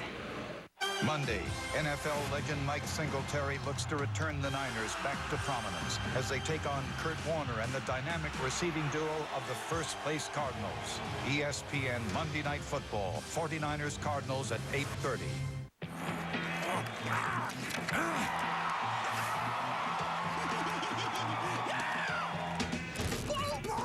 Awesome! Blazers Heat and Rocket Suns, Wednesday on ESPN. Does bundling really save you money on your phone bill? You could be paying up to $45 a month with these guys. Get Vonage and pay just $24.99 every month. With unlimited local and long distance to anywhere in the US, Canada, and Puerto Rico. And only Vonage gives you free calls to 5 European countries. Get the home phone service that really saves you money. Sign up now and get the first month free. Call 1-800-975-4265 or go online today.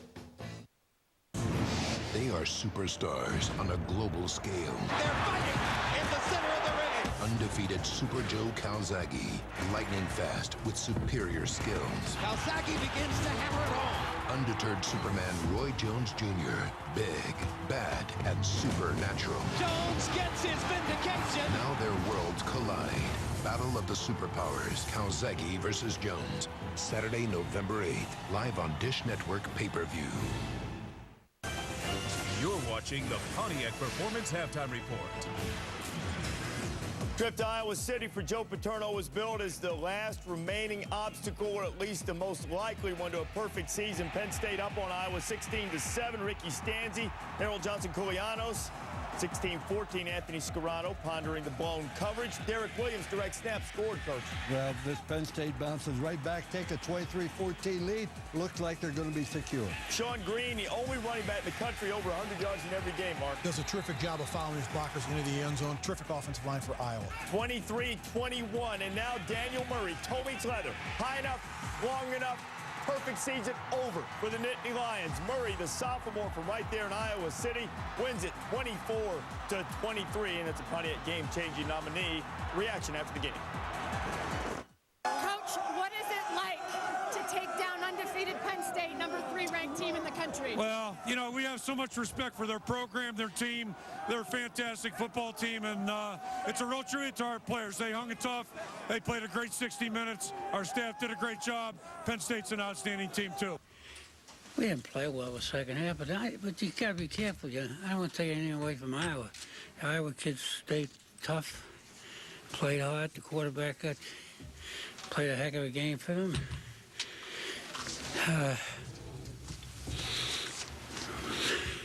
What am I going to tell you? Very difficult day for the Nittany Lions. Disappointing finish for them. Look at the difference in the way Iowa's offense performed in the second half versus the first half, and really the way their defense performed as well in terms of stopping the Penn State running attack. And not only that, how about the second half, Sean Green running the football? The offensive line I mentioned before of Iowa did an outstanding job, particularly in the second half of this game. But anytime you can stop the run, you have a good chance to win the football game, and that's what Iowa did the second half. Alabama #1 in the BCS against LSU. Nick Saban back in Baton Rouge, and I mean, they were frothing at the mouth for the fans to get there. Opening drive, John Parker Wilson on the move. Finds Earl Alexander, and Earl a little overzealous, stretching for the end zone. And it's a great play by Alexander to get the ball there, but you have to protect it. Chad Jones comes across and knocks it loose. Great play by Jones, touchback. LSU has the football. Alabama got a turnover and ended up scoring to make it 7-0, but Jarrett Lee answers. Demetrius Byrd tied at 7. After Alabama fumbled the ensuing kickoff, Charles Scott. No, this is just a tremendous job of running and missed tackle there by the safety man, which doesn't happen very often under Coach Saban's defensive team. Alabama's second in the nation in rush D, but LSU went for around 200 yards on him, but turnovers. Rashad Johnson, his second interception of the day. Pick 6, the 6th pick 6 that Jarrett Lee has thrown this season, easily the most in the nation. Tied at 14. Second half, Glenn Coffey to the left. You know who he fouls? Pick Andre Smith into the end zone. 21-14, Crimson Tide, but LSU answers again. Scott tied at 21. Alabama drives down for the game-winning points. 29 yards out. Lee Tippin blocked. Little Bayou magic rising up as it got dark for the half. Les Miles, we go to overtime on a third down play in overtime. A game-changing nominee, the senior captain, Rashad Johnson, his third pick of the game. And on the first play of overtime for the Tide, not conservative, John Parker Wilson to Julio Jones. And a terrific job by the freshman of coming with this ball. He's so strong for a true freshman, making huge plays for Bama. 7 catches, 128 yards, and the senior John Parker Wilson caps it off. Touchdown, Alabama, 27-21. The Crimson Tide wins it. They clinch the SEC West. They're going to the title game where they'll play Florida. That'll be official when the Gators finish off Vanderbilt. So much talk about Alabama not really being tested in terms of being behind. Only trailed for 1:15 coming into this game, but they were pushed by LSU in an emotional, hostile environment, and they came through with a winning play. And big plays by the defense, but I think the key was on the offensive side of the ball. Glenn Coffey running the football, and not only that, the freshman Julio Jones coming up with play after play after play, over 100 yards receiving in this game. They went to him when they had to have the big plays, and that's just incredible. In a big game like this, you go to a true freshman to bail you out, and that's exactly what he did. Yeah, but the fact that they forced so many turnovers. I mean, the interceptions, they scored one touchdown, set up another one with it, but this is just something that Alabama's done this entire year. They play very, very smart. They protect the football. They play physical. They can run the ball, and they stop the run. This was a very good LSU football team, a very good offensive line. But the quarterback just hurt him. I mean, the last interception there in overtime, it was into double coverage. But we saw something from Alabama that we hadn't seen all year, coming from behind, being tested and finding a way to win. So Alabama now has 2 weeks in which they'll just try to settle scores. Mississippi State and Auburn's had their number lately. Try to win those games and try to stay in contention for the national title. This halftime report is powered by Pontiac, the official performance machines of the NCAA. America's biggest automobile company and its dealers want to help get you the loan you need. It's General Motors Financing That Fits, offering access to millions of dollars and hundreds of lenders to help get you behind the wheel. It's our way of putting you and America in the driver's seat. During the Red Tag event, the price on the tag is the price you pay. Get a Sierra for $18,913 for a total value of $7,202. See your local Buick, Pontiac, GMC dealer. Actually, I think we both know where the market's going. All right, it's going up and down. And yeah, there are a lot of opinions out there. But you want my opinion? Stop worrying about where the market's going and start thinking about where you're getting your advice.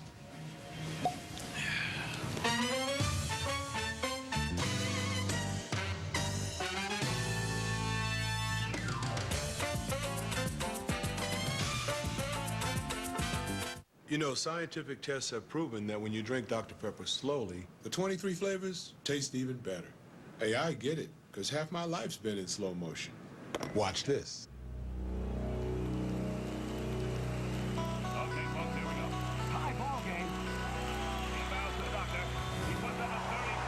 slower is better. Trust me, I'm a doctor. That's the student, Dr. J, right there. P is for Phoenix. But for Jimmy Johnson, there's another P that is even more profound. Pure and simple, P is for pressure. And he'll need plenty of patience in pursuit of racing's ultimate prize. The chase continues tomorrow at 3 Eastern on ABC. Wild shootout on the bluegrass between Georgia and Kentucky. Dogs having to reassess their goals after getting thumped by Florida. No Sean Marino joins Herschel Walker, the only dog backs to post back-to-back 1,000-yard seasons. Bulldogs up 28-24. Matthew Stafford, Mark, had a career-high 376 yards passing. He finds A.J. Green when he's down 3 late in the fourth. And another true freshman, but Stafford does a wonderful job of keeping the play alive. But A.J. Green going up between 4 defenders and coming down with a touchdown. Dogs take the lead. Kentucky driving back. They had a chance, but Randall Tex Cobb. It's a game-changing nominee picked off by DeMarcus Dobbs. He's got that glass jaw. Is that the knockout punch? That's the knockout punch. The Georgia haymaker in the red zone, 42-38. Dogs escape against Rich Brooks' team. In the ACC, Georgia Tech, North Carolina. Yellow Jackets trailing 14-0. Jabo Shaw turned the ball over. North Carolina's defense did a good job against the option attack, Coach. They really did. They didn't defend the wishbone. They attacked the wishbone and broke it in two. In the same drive, Ryan Houston would go in. Well, they just manhandled them up front. Georgia Tech's a very good defense football team, so this was an impressive performance by Sexton and the entire North Carolina team. Sexton threw a couple of touchdown passes. Hakeem Nicks hauling one in there. 28-7, Butch Davis's team wins. On Tuesday, the battle between good and evil begins on DVD and Blu-ray. Now stay down! From the visionary director of Pan's Labyrinth. Oh, crap. Hellboy 2. Own the 3-disc special edition for a limited time Tuesday. Taste Papa John's new Zesty Italiano Pizza. Spicy salami, pepperoni, spicy Italian sausage, and 4 cheeses. Or the Tuscan 6-cheese pizza, just $12.99 each. Or buy both for $10.99 each. Call or click papajohns.com. At T. Rowe Price, successful investing is about balancing risk and reward intelligently. For each 3, 5, and 10-year period, over 75% of our mutual funds beat their Lipper average. Finding the right opportunity. Low-cost mutual funds from T. Rowe Price. Invest with confidence. Request a complete prospectus or profile with investment objectives, risks, fees, expenses, and other information to read and consider carefully before investing. Attention collectors, Ford has just authorized the National Motor Museum Mint to release this exclusive die-cast replica of the 1948 Ford F-1 pickup, the first in the F-series of trucks that became the best-selling vehicles in the world. It has amazing details and parts that move. A regular $30 value, now yours for only $10. Plus, as a free gift, you'll also receive this precision die-cast 1956 Ford F-100 pickup. According to many, the best-looking Ford pickup ever built. Another $30 value, it's yours free, just for shipping and handling. Don't miss this unique collector's opportunity. 2 of the most popular Ford trucks ever, both with certificates of authenticity. A $60 value for the special price of only $10 plus shipping and handling. Don't delay. To order your Ford pickups, have your credit card ready and call 1-800-709-7493. That's 1-800-709-7493. Call now. You've already seen a couple of the candidates for the Pontiac Game-Changing Performance of the Week. Check out College Football Final tonight. It'll be right after SportsCenter, which follows the game. You can see all of the plays. 4 finalists for the Pontiac Game-Changing Performance. Log on to ESPN.com. Search Pontiac to cast your vote. Winning school, $5,000 in the General Scholarship Fund. Courtesy of Pontiac. Mark Lou and I will bring you the nominees tonight. All right, thank you. Coming up on Sunday NFL Countdown, witness the chain reaction Tom Brady's injury sparked in a crowded AFC East. Plus, Chris Johnson and Matt Forte, in their own words, how these runners have broken through the rookie wall. And Kenny Mayne takes us behind the scenes on election night with Barack Obama, how fantasy football took center stage on one of the most important nights in our nation's history. All tomorrow at 11 a.m. Eastern on Sunday NFL Countdown. Now let's send it to Mike Tirico. Well, out here in Arizona, they await Mike Singletary, the Hall of Famer, his second game as a head coach for the San Francisco 49ers. He made a lot of headlines in Game 1 for everything but what happened in the football game. The tirade, the halftime motivation, all that stuff. They may be the headline grabbers, but the real story here is how good the Cardinals are. Cardinals are 5-3 right now, and they're in position to win this division and then host a playoff game for the first time since when? Not in Arizona, not in St. Louis, in Chicago. 1947 last time they hosted a playoff game. And the headline is the play of Kurt Warner. He's having an MVP-type season. And remember, he was a two-time league MVP with the St. Louis Rams, and he has that same explosive repertoire around him of wide receivers. You see the big plays from the Arizona Cardinals, and I love that Tim Hightower, now an explosive running back, is in the backfield. Yeah, he's taking Edgerrin James' spot. Hard to believe, but they are turning it around in Arizona. See you from out here Monday night. All right, guys, corn eyes are clearly in violation of the company dress code. No socks, especially if you're wearing capri pants. Texas Tech has the lead. Texas won, so did Oklahoma. I bet I get in trouble for that.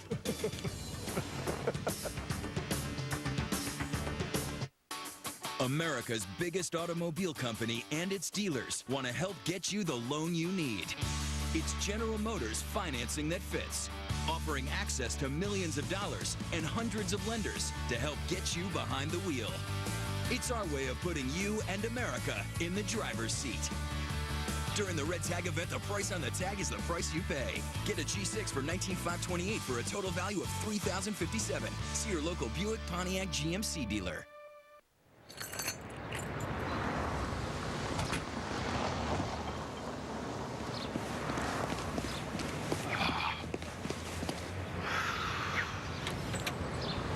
A lot goes through your mind after an accident. But with Liberty Mutual, insurance issues won't.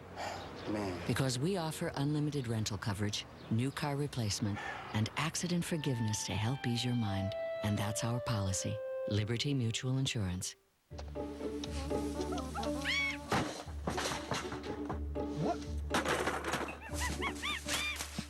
Hey, watch the computers!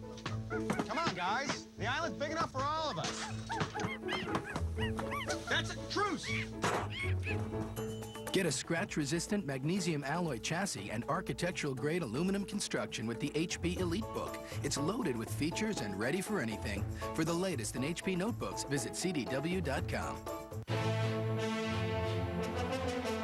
The strength to build a better future can be found in the Army. With leadership skills and training in over 150 careers, the Army takes you to your strongest point. And whatever you do after that, in your career or your community, you'll just keep getting stronger. There's strong, and then there's Army Strong. See what it's like at GoArmy.com.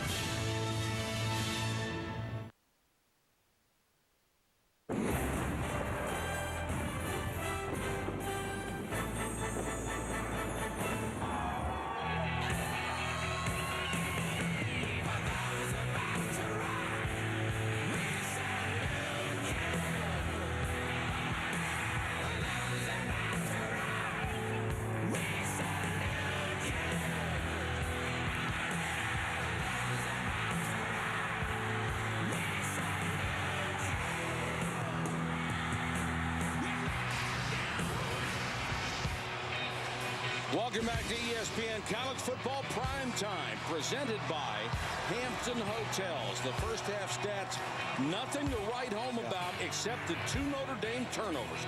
Those are the keys to this ball game. That and the missed field goal for BC, that would have made it 13-0 instead of 10, but the interception return was a huge play in that half. Those turnovers, clearly the difference in the first half between these two teams. Numbers everywhere else pretty similar.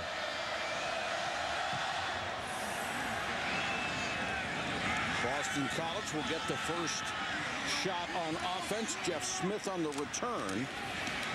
He's out to the 18-yard line. Well, we talked early about Boston College knowing their offense could only go as fast and as far as the quarterback could take them.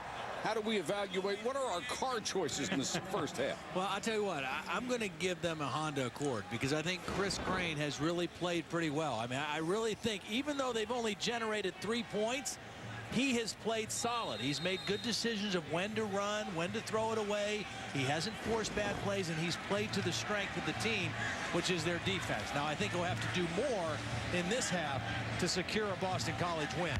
And a Lamborghini. Well, I don't know if it'll be a Lamborghini, just a souped-up Honda Accord. Which is nice. Which is nice. Josh Hayden, with his first carry of the second half, picks up a couple. I mean, you look at Chris Crane's numbers. They're not going to jump out at you. 6 for 14. He's under 50%. He's run the ball 3 times, but he hasn't thrown it to the white shirts. And he has allowed his defense to play and to make Notre Dame go the long field. They've played the field position battle. And really, the play calling has been really conservative as well. So they've protected Chris Crane, and Chris Crane has protected his defense. Crane under pressure this time. Look out from behind. Down he goes. And there's a flag down as well. Ethan Johnson, the backup defensive end, got him from behind. Personal foul. Roughing the passer. Hands to the face. Number 96. Hand to the face. 15-yard penalty. Automatic first down. It's going to be on Pat Kuntz, and that's huge. Well, instead of a sack, you got an automatic first down. Huge penalty. We've seen a couple that went against Boston College similar to this. There it is. Yep, caught him right across the face. I actually think he hit the center in the face, too. On his way to the quarterback, I think he hit Matt Tennant under the face mask. And then he hit the quarterback, Chris Crane. So a potential break for the Eagles. Again, it isn't much as far as the strength of a blow, but that's the rule. Yeah. You hit a quarterback in the head, it's a penalty.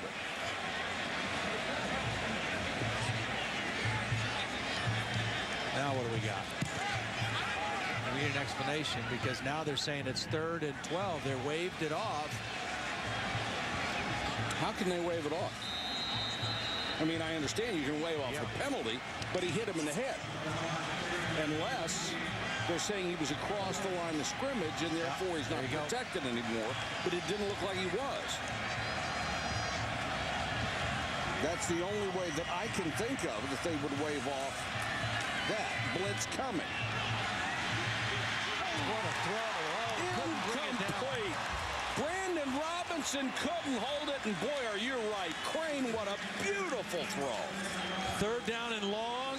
They expected man coverage. They got it. One-on-one with his primary receiver, working against Rayshon McNeil, and it's a perfect throw. Out over the shoulder. Oh. And Brandon Robinson just not able to stay with it. He's trying to plead that the ground caused the ball to come out. But that was a perfect throw by Chris Crane. Quigley to punt. Boy, this could be the best field position to start with that Notre Dame has had the entire football game. Nice high floating punt. Loose ball, Boston College. He took his eye off it, Mike. He didn't know whether to call a fair catch or whether to try to return it. And at the last minute, he tried to get a glance at who was coming down and lost his focus on the football. Brad Newman will make the recovery. Golden Tate with a big mistake as a kick return. You see those eyes? The eyes did not look the ball all the way in. At the last minute, he tried to take a glance at who was coming, and the ball went right through his arms. And instead of great field position for Notre Dame, Boston College is back in the same place it has been all year. And now Tate's going to hear about it on the sideline. The 3rd Notre Dame turnover. The other 2 were Jimmy Clausen interceptions. Montel Harris starts this series as the running back. Crane throws. That ball was bobbled, and they're going to say it's caught at the 41 by Gunnell. Looked like he juggled it just as he got to the sideline.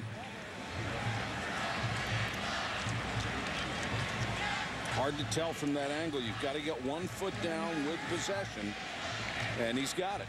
Good call. The line judge was right there on top of the play.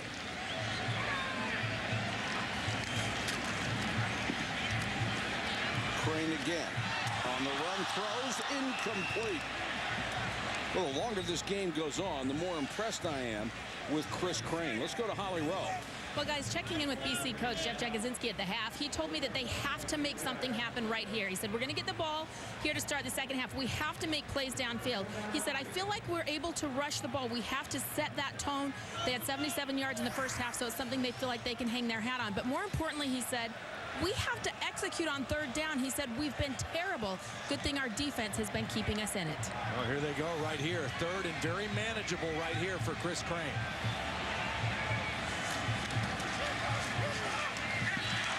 Crane throws underneath and has another completion to Ryan Purvis.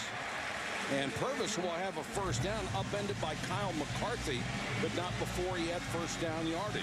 Big target, 6'4", 260 pound, the senior. Out of Reinholds, Pennsylvania, did a nice job getting turned around, showing his numbers to the quarterback just past the first down marker, and a new set of downs for the Eagles. Chris Crane had not played since his senior year in high school. Sat on a bench, watched Matt Ryan have a brilliant career here. This is his shot. Harris inside the 12. Well, a nice blocking on the left side. The center, Matt Tennant, with a big-time block. Watch the center, 65, get a block right here on the inside. Nice job.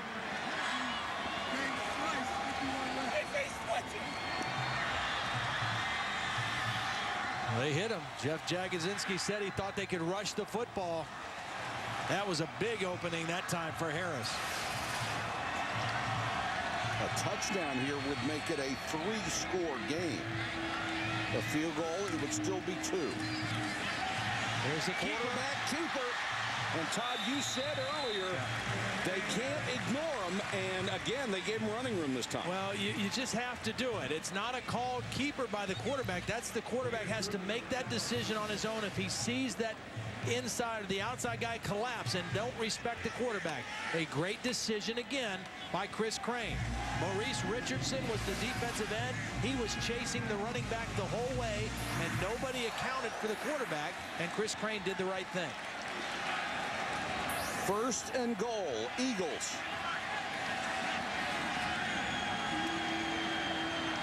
Crane out of the shotgun. And they'll whistle this one dead. Number 78 offense. 5-yard penalty. First down. Boy, those are killer penalties. You know, your offense has only scored 3 points. You've had good field position, and you haven't been able to get on the scoreboard or in the end zone. And now you're down in there inside the 10-yard line with a first down, and you get a false start. And now you back yourself up outside the 10. I mean, you don't want to help Notre Dame's defense out in this situation.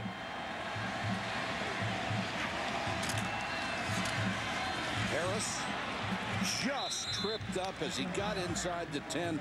Maurice Richardson, number 53, saved what looked like it could have been a big gainer. Just had him around the ankles. I kind of like these two freshman backs. Montel Harris, we mentioned, went down to the end in recruiting. He was on his way to Duke, and at the last week of recruiting, Boston College offered him a scholarship.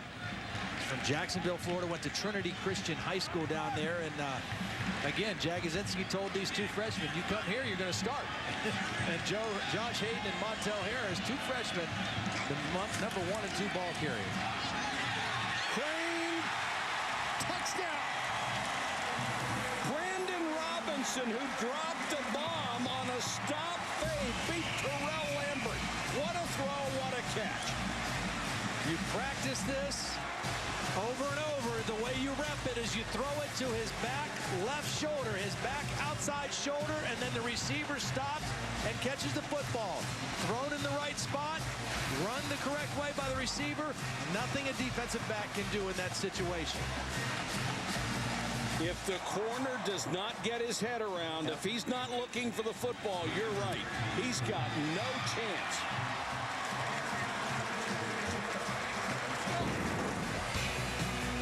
The fumble on the return by Golden Tate, the third for the Irish, sets up a touchdown march, making it 17-0.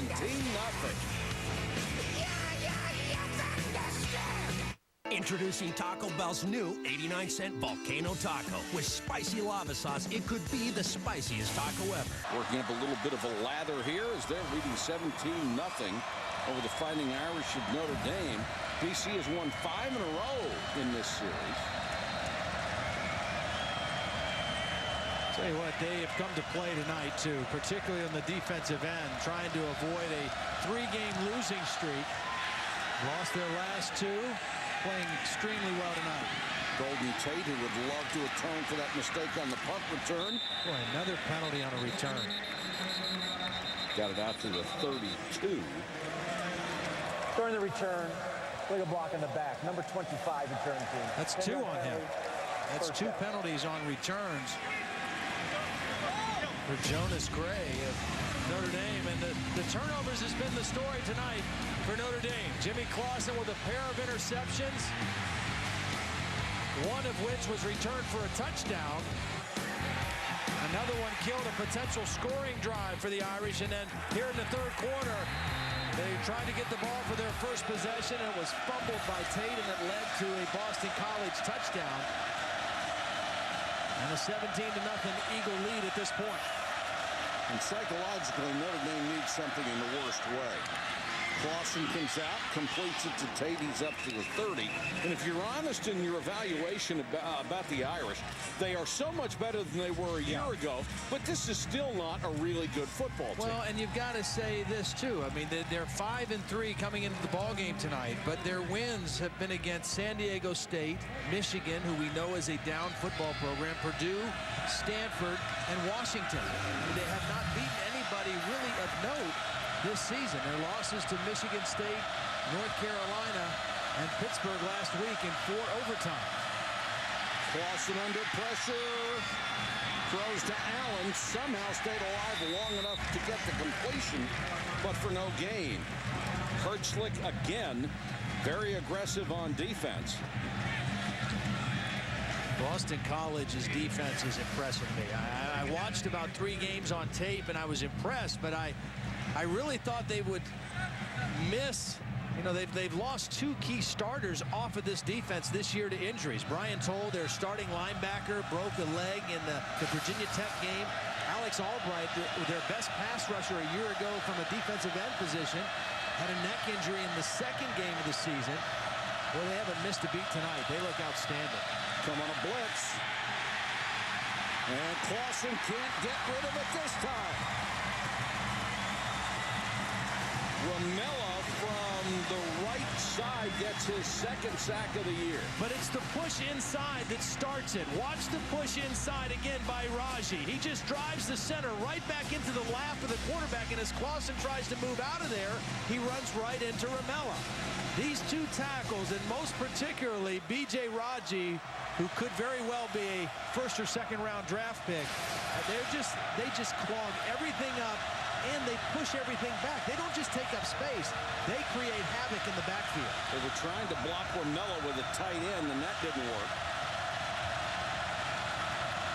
3rd and 19 for Clausen. Pressure coming. Screen. Allen cuts it back. Good game, but not nearly enough to get them in 1st down territory. Akins makes another tackle. Notre Dame not good enough to make these kind of mistakes and beat a good ball club. And I'll tell you what, I think Charlie Weiss has got to be really surprised, because talking to him before the game, he really felt like they were getting very close to being a very good offensive football team. I mean, he really had that feeling. Mike Haywood talking to him, they felt like they had a real good beat on this Boston College defense and their blitzes, and there's a block. Blocked! Boston College will get the football as Moma, the backup wide receiver, came in and got it right off the foot of the kicker, Eric Moss. Moma is 6'6". He's right here lined up. He's going to get right inside and use that big long body to get the block. Last week, Moss had his first block punt against Pittsburgh. This time, another block in the next game. Very crucial again, and Boston College set up again in great field position. A straight line, the shortest distance between 2 points, and he came right up the gut. This could be the killer drive if Boston College could take advantage. Outstanding defensive play that time by Harrison Smith, who would not let Chris Crane get by after Crane kept the ball in the option. Not only did he not let Crane get by, but he also beat the block of Rich Lapham, because they actually that time were blocking it for the quarterback to run, and Lapham was not able to get a block on Harrison Smith. I can't remember a game when a team has started so many times in the opponent's territory. It wears on you if you're a defense, too. It absolutely wears on you.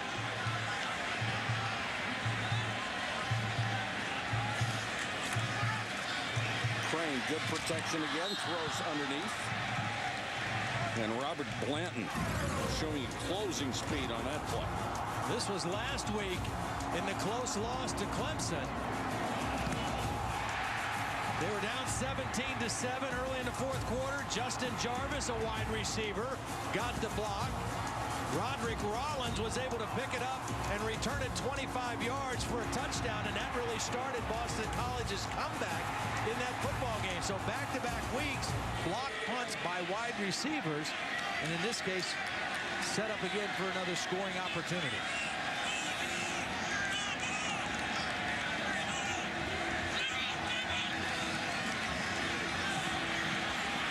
Boy, they have blocked well for Crane all night. There was pressure there, and he goes down at the 15-yard line. There's also a penalty marker down. Maurice Richardson makes the stop. Offense. Only 6 men on the line of scrimmage. 5-yard penalty. Third down. Holly Rowe, what do you have? You guys, things are very quiet right now on the Notre Dame sideline. After that block punt, the punter just went down, stood by himself, a very lonesome figure there on the sideline. Nobody really talking to him.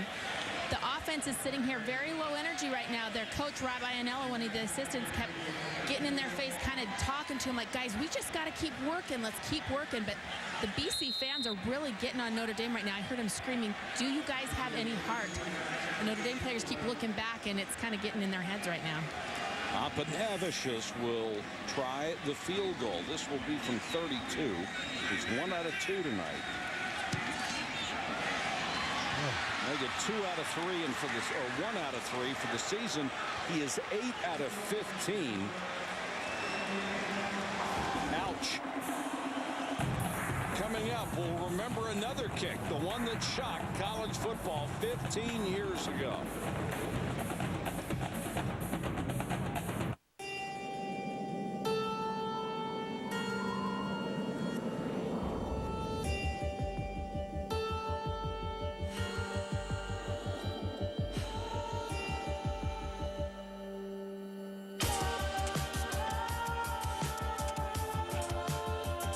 Read the road with one of the most advanced all-wheel drive systems ever built.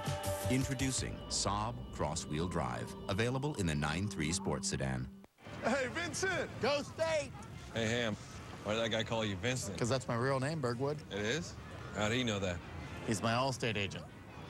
Oh, he insures your car. And my boat. You got a boat? Ah, my wife is a big-time skier.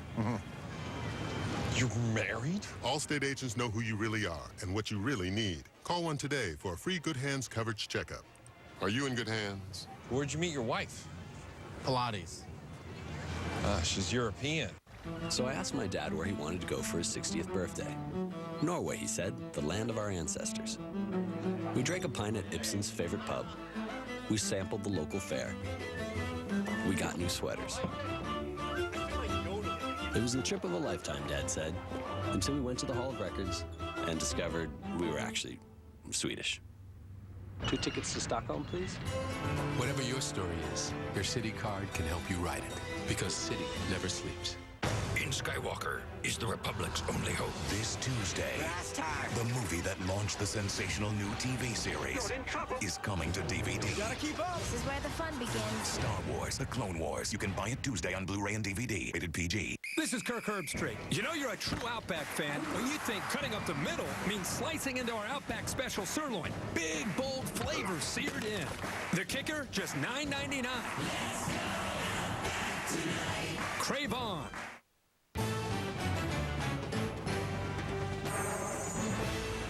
ESPN's College Football Primetime, brought to you by Saab, Introducing Saab Cross-Wheel Drive, all-wheel drive that reads the road. And Allstate, proud sponsor of college football and the 75th Allstate Sugar Bowl. Are you in good hands? If you joined us late, this has been a dominating performance by the Eagles of Boston College. They are really pleasing a sellout crowd of 44,500 here in Chestnut Hill. Well, the problem for Notre Dame is they can't run the ball for an inch against this Boston College defense. They are totally one-dimensional right now. Allen will try it.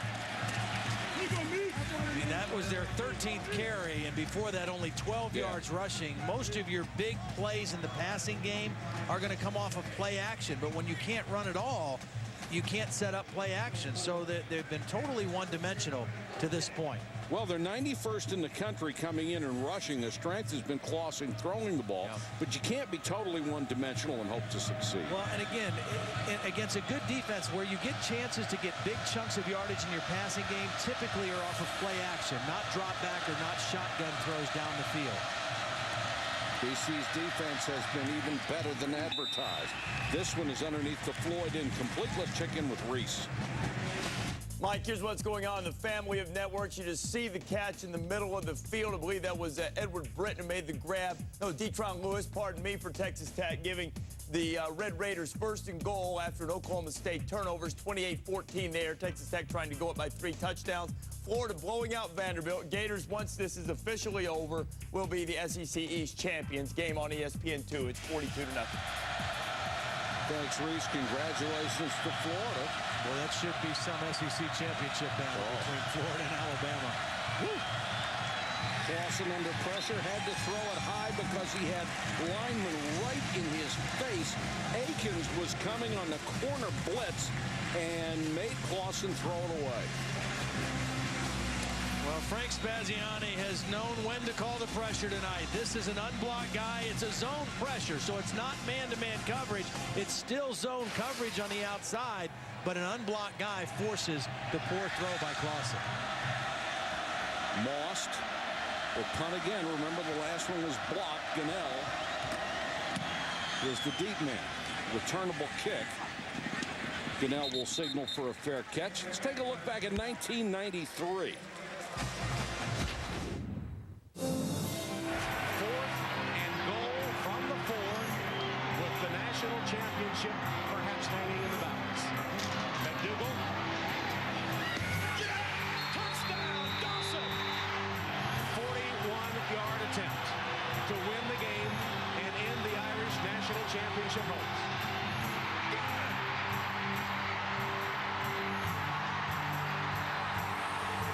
41-39 the final, a 41-yard last-second field goal. Notre Dame's got a lot of work to do tonight before they have a chance to pull off that kind of dramatic comeback. And let's check in with Holly with a special guest. Well, David Gordon is the kicker who made that very famous kick back in '93. There's 5 seconds left on the clock. You're facing the #1 team in the country. What was going through your mind at that point? I was just basically just focused on making the kick, and hopefully I was going to get a good snap and hold, and that was the case, and I knew I could make the kick. You did make it. How did that kick change the course of your life from that point on? I've had so many people come up to me and just thank me for making that kick, all positive. There are a few Notre Dame fans that we know that don't like you too much, but overall, the BC fans are very happy with it. So. I know kickers get a lot of grief, but what is it like in that moment when, you know, everybody talks about how uneven kickers can be, but to come through in a moment like that, how does that stand up for the kickers everywhere else? Well, in my case, it was just great preparation that Coach Coughlin, we practiced it all the time, every Thursday, and I was very prepared, and mentally I knew I could do it because I didn't practice, and I knew I could do it. So. And he did, and it changed the course of history. All right, thanks, Holly. It is a lonely life of a kicker, particularly when things are not going well, like they're not for Apanavicius. Ian Williams with a good block of the quarterback, Chris Crane, that time. Yeah, I still kind of like my bullpen idea. Fan you are. Yeah. Well, they're important, but I just like to keep them sequestered. Call them when you need them.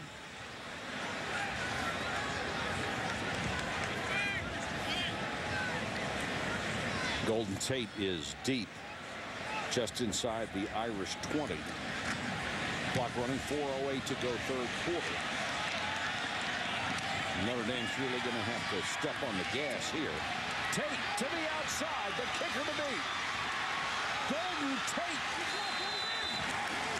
to the 41-yard line, a 43-yard return after a punt of 46. That's exactly what they needed.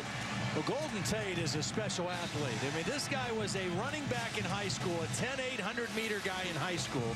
They made him a wide receiver last year, and Charlie Weiss said, you know, he didn't know how to play last year. All he could do was run fast. Well, he's become a wide receiver this year and trying to make up for the fumble punt a couple possessions ago. Gets a nice return for the Notre Dame offense. And this Notre Dame offense absolutely has to do something here. You know, coming into the game tonight, they had only had 13 3-and-outs on offense the whole year. That averaged out to be 1.6 per game. Already tonight, 5 3-and-outs by their offense against this Boston College defense. Four-man rush, they apply pressure. Allen, early in the ball game, they were blitzing. Now they've decided they really don't need to do it most of the time. And Golden Tate, the sophomore wide receiver, Hendersonville, Tennessee. And Golden, a family name, both his father and granddad. His father played wide receiver for the Colts, and he was selected by the Diamondbacks in the Major League Baseball draft. So he is a multi-sport star. Converted running back with speed, a lot of it. Clausen, who is probably playing his poorest game statistically all year, has this one batted down. And again, Boston College getting guys in his face. Hertzlick comes off the corner that time. Another blitz by a linebacker or corner, and timed his jump perfectly. When Boston College does blitz, for the most part, it's what's known as a zone blitz or a fire blitz. I mean, they don't play man-to-man coverage or not have safeties back when they blitz. They just bring an extra rusher from some other place, but it's usually only a 4-man rush, occasionally a 5-man rush. That time, Hertzlick got his hand on the football. Right now, Frank Spaziani's kids throwing a shutout. This time, the pass is incomplete, intended for Kamara. Roderick Rollins on the coverage. I think Notre Dame has to go for it here. I don't think they can afford to punt the football.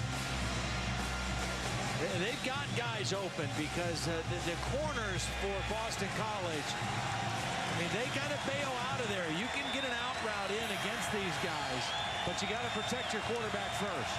4th and 6.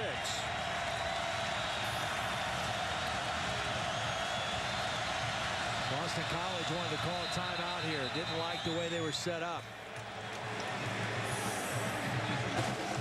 When you're down 17-0, you have to start taking chances even with 3:01 to go in the third. Jim, when you touch down at Hampton, you wake up a winner. That's right, Tracy. Thanks for their complimentary hot breakfast. Omelet. Sausage. French toast sticks. I love French food and sticks.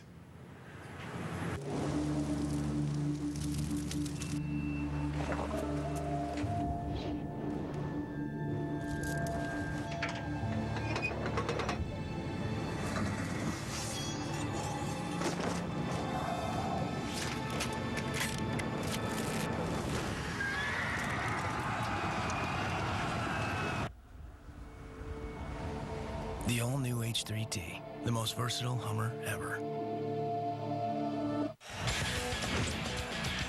When you touch down at Hampton, you wake up a winner. That's right. Thanks for their friendly service. They even remembered my name. What is your name? That you will never know. Smart move, Tracy. Seriously, what's your name?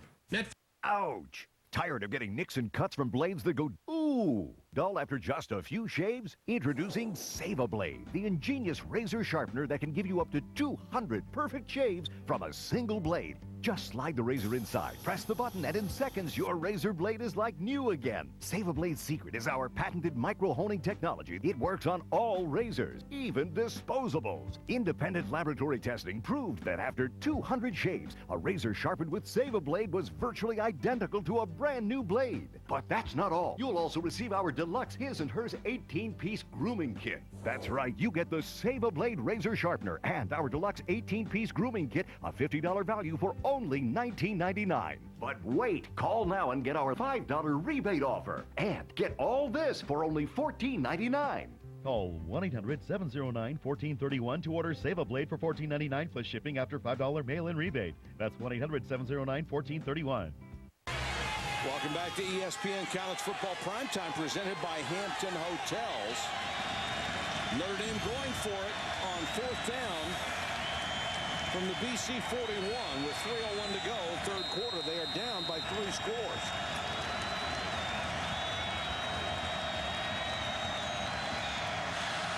Clausen to Allen in the flat. Can't get it. Well, you wonder about that call. Well, you're thinking that Armando Allen, who is excellent in space, can make one guy miss. Unfortunately for Charlie Weiss, that one guy was Roderick Rollins, and Roderick Rollins made an outstanding tackle in space. And Allen is very difficult to defend out in grass, but that was an excellent tackle by Rollins. But you mentioned the fact that the corners play off. They cannot match the speed of Notre Dame's wide receivers. That time they came up and they showed a cover 2 like they were rolled up to take outs away, and he went to the underneath throw to try to get the first. So BC buoyed by the ability to stop Notre Dame again. They have alternated tailbacks tonight between Hayden and Harris. This is Harris. Took him the last week of recruiting. It looked like he was going to go to Duke. And then when the coaching staff there was fired, he changed his mind, got an offer from Boston College, decided to come to Chestnut Hill. Well, we mentioned for Boston College, I mean, this is not a conference game. There's a lot to be played for them in the next 3 weeks after this, but a good building block, trying to end a 2-game losing streak first and foremost.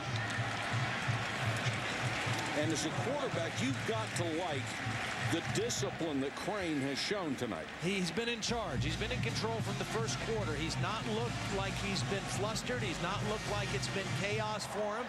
He's managed the game, and that's what you want out of your quarterback. Make some plays, but most importantly, manage the game and take care of the football, and he's done that. And Notre Dame has never put him in a position where he had to really gamble. And I think Boston College's ability to run the ball with a lot more success than Notre Dame helps to take the pressure off the quarterback. Everything is on Jimmy Clausen because they can't run at all. First down BC, and Harris will pick up about 5. And let's go back to the used car lot and see what's up. Well, I'm still staying right here. I mean, it's a Honda Accord, maybe a newer model.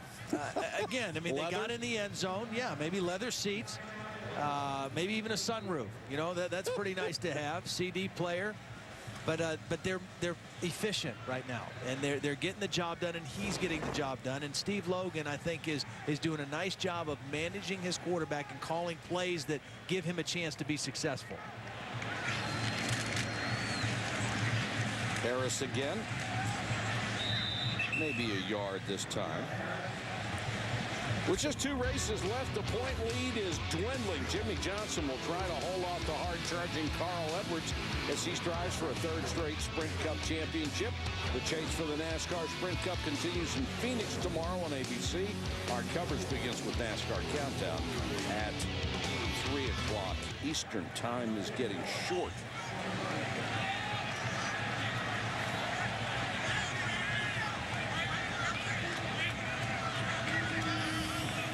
The clock is BC's friend right now.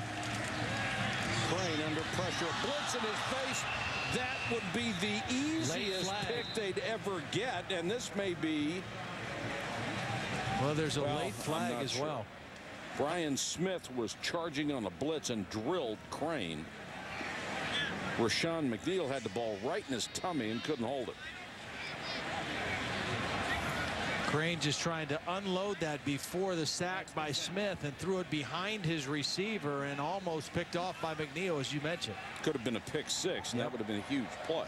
An ineligible receive downfield, number 87. The penalties decline. 4th down. It's Lars Anderson, a backup tight end. He must have been covered up. And they'll have to punt it away.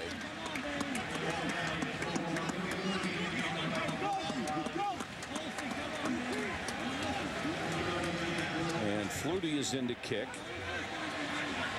A lot of teams have gone to this rugby-style kick, and Flutie a good enough punter to do the regular style as well if need be. And you got to pay attention to him when he's in there because he's always a threat to run. It's a great roll on this one. Inside the 10, here's Reese. All right, Mike, time for the Dr. Pepper conference update. And the conference is the Big 12. Graham Harrell, Michael Crabtree, those two hook up for the second time tonight. It's now 35-20. Red Raiders on top of Oklahoma State on ABC. All right, thanks, Reese. Harrell's got to be right at the top of your list. Man, he is. I mean, he is right up there. He continues to play well, and that combination of Harrell to Crabtree is about as good as you're going to get. Yeah. They are really good and on the same page. Whoever wins that conference is something. This year, there is so much talent. Clausen complete on the out. It's now 18 out of 32, but it's under 150 yards for Jimmy Clausen. That is going to be the last play of the third quarter. We'll talk more quarterbacking with Todd, particularly about his Heisman choices right now, when we come back for the start of the fourth quarter.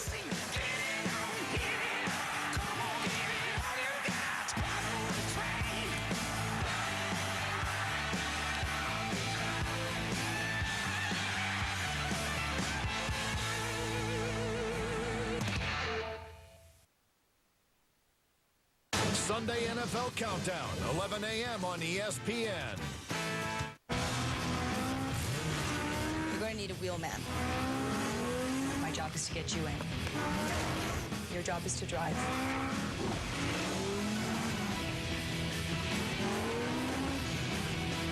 You're in deep. Exactly where I want you to be. Need for Speed Undercover. Rated T for Teen.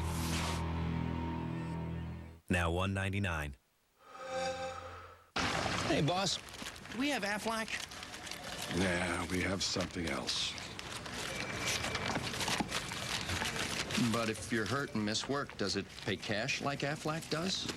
Nah. Or let you spend it any way you want, like for gas and groceries? Nah. Or help with everyday bills like Aflac does? Nah. There's only one Aflac. Ask about it at work. Nice try, boss. Well, are you gonna go for it? This is crazy. This is crazy. This is crazy. No, crazy is not connecting your new flat screen to DirecTV. Clark switched, and now he gets all his favorite channels in HD. I'm in deep. A man with that much HD is such a turn on. On average, get 3 times more HD channels than cable. Call 1-800-DIRECTV.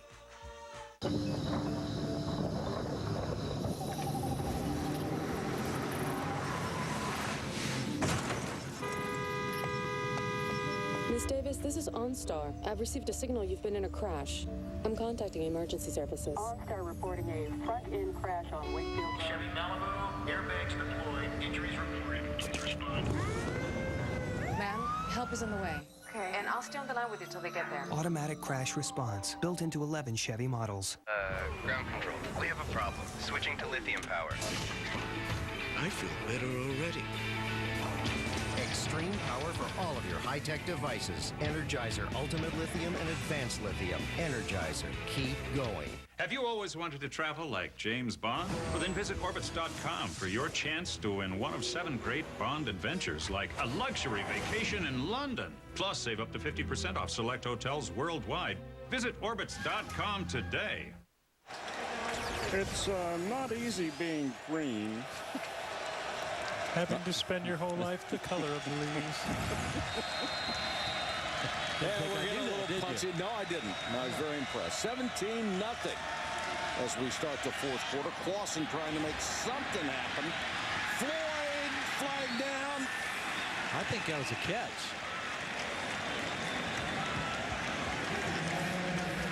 I think it was, too.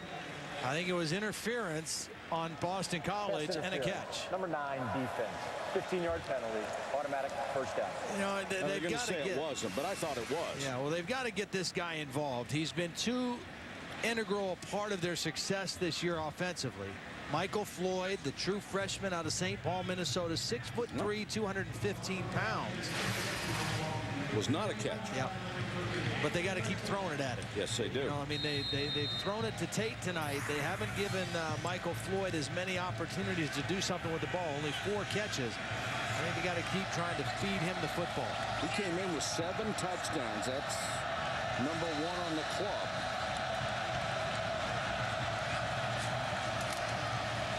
Blitz coming. Clausen runs away from trouble. Picks up as much as he can and goes out of bounds. It's the mistakes that have killed Notre Dame tonight, Todd. Yeah, 3 turnovers.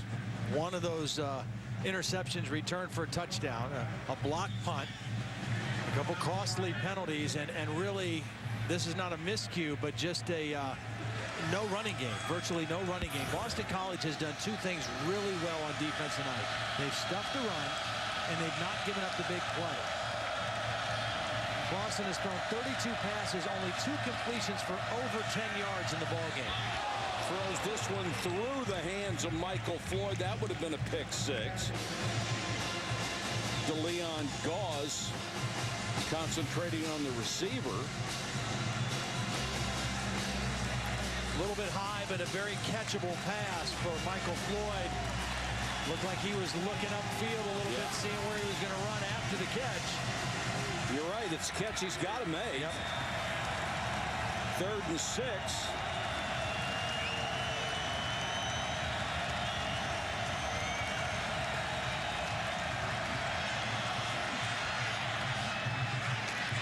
Underneath to Tate, and Tate right at the sticks. McLaughlin, the middle linebacker, stopped him, and if the yellow line is accurate, and it normally is, well, they spotted it 3 different places now. The referee picked it up, spotted it beyond the line, put it back even with the line, then put it back ahead of the line. And it will be a first down. As spotting is an art, not a science, huh?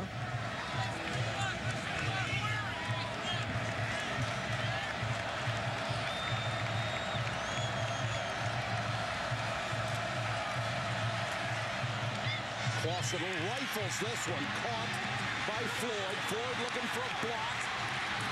Big play inside the 30. Got him on a crossing route, and Floyd did the rest for 31. Well, that's the biggest play they've had tonight. 31 yards. Coming into the game tonight, they'd had 17 plays, pass plays of over 30 yards.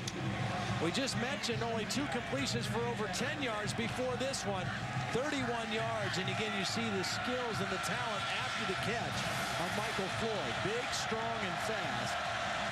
And a big play for the Irish. It's a good combination. Yes.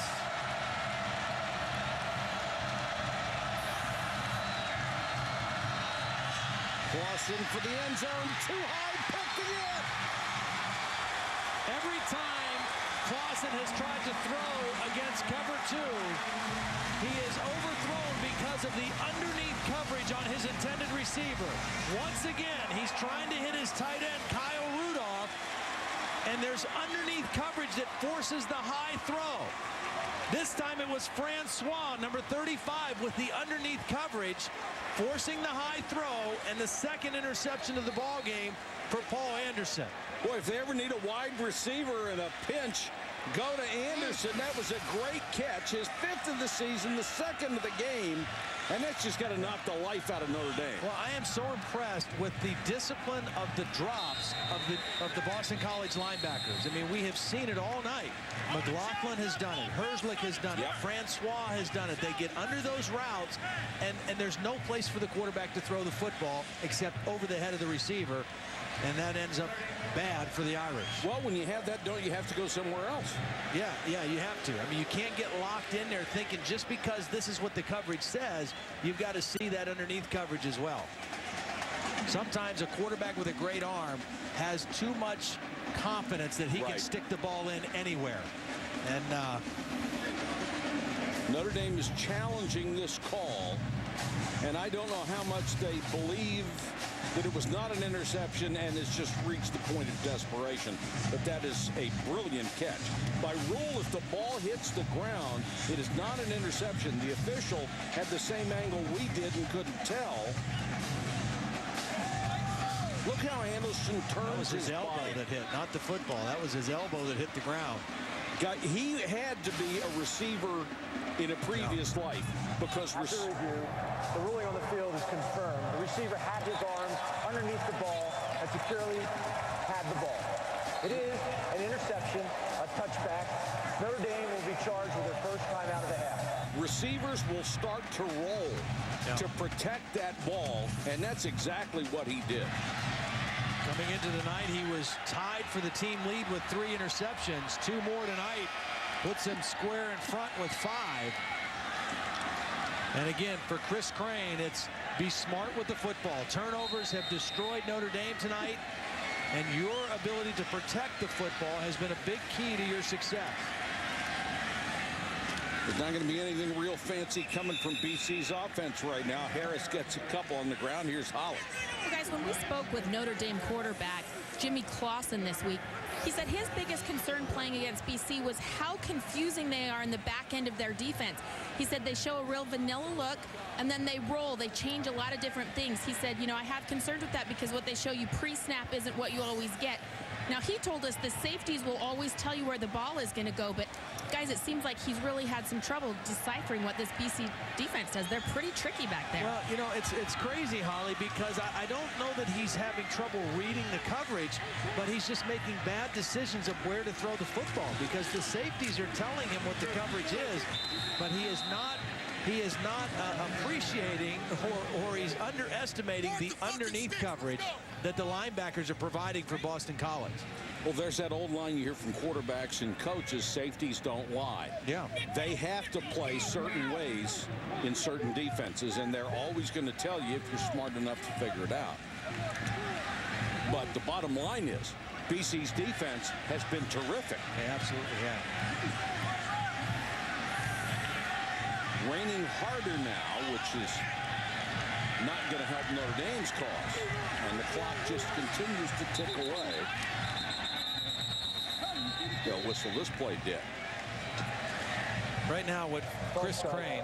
Number 18, offense, 5-yard penalty, 3rd down. One of the things that Chris Crane has to do now, and this is kind of tricky because, again, he's a first-year starting quarterback, but right now with a 17-point lead, you want to start to milk the clock and use as much of the clock as you can, but you don't want to do it in such a way that you take all the aggressiveness away from your offense. So you want to still try to stay within the rhythm of your offense, but you really want to use as much clock as you can. So spend a little extra time in the huddle maybe and not at the line of scrimmage.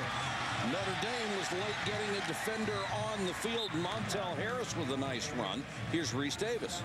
Mike, with 1:20 left, Cincinnati was up on West Virginia 20-7, had the ball. They took a safety. West Virginia scored a touchdown, got an onside kick with 18 seconds, completed a long pass, and then set up Pat McAfee from 52 yards out to try to put it into overtime. And he did. See all those empty seats? All the people in Morgantown came running back in to watch overtime. It's where we are now. Tell you what, that kid is a terrific kicker. He's got quite a future on Sundays. And Boston College is just starting to do everything perfectly. Golden Tate knocked down in his tracks. Sam Bradford, Colt McCoy, Graham Harrell, Tim Tebow. Who do you like for the Heisman? We'll talk about it when we come back.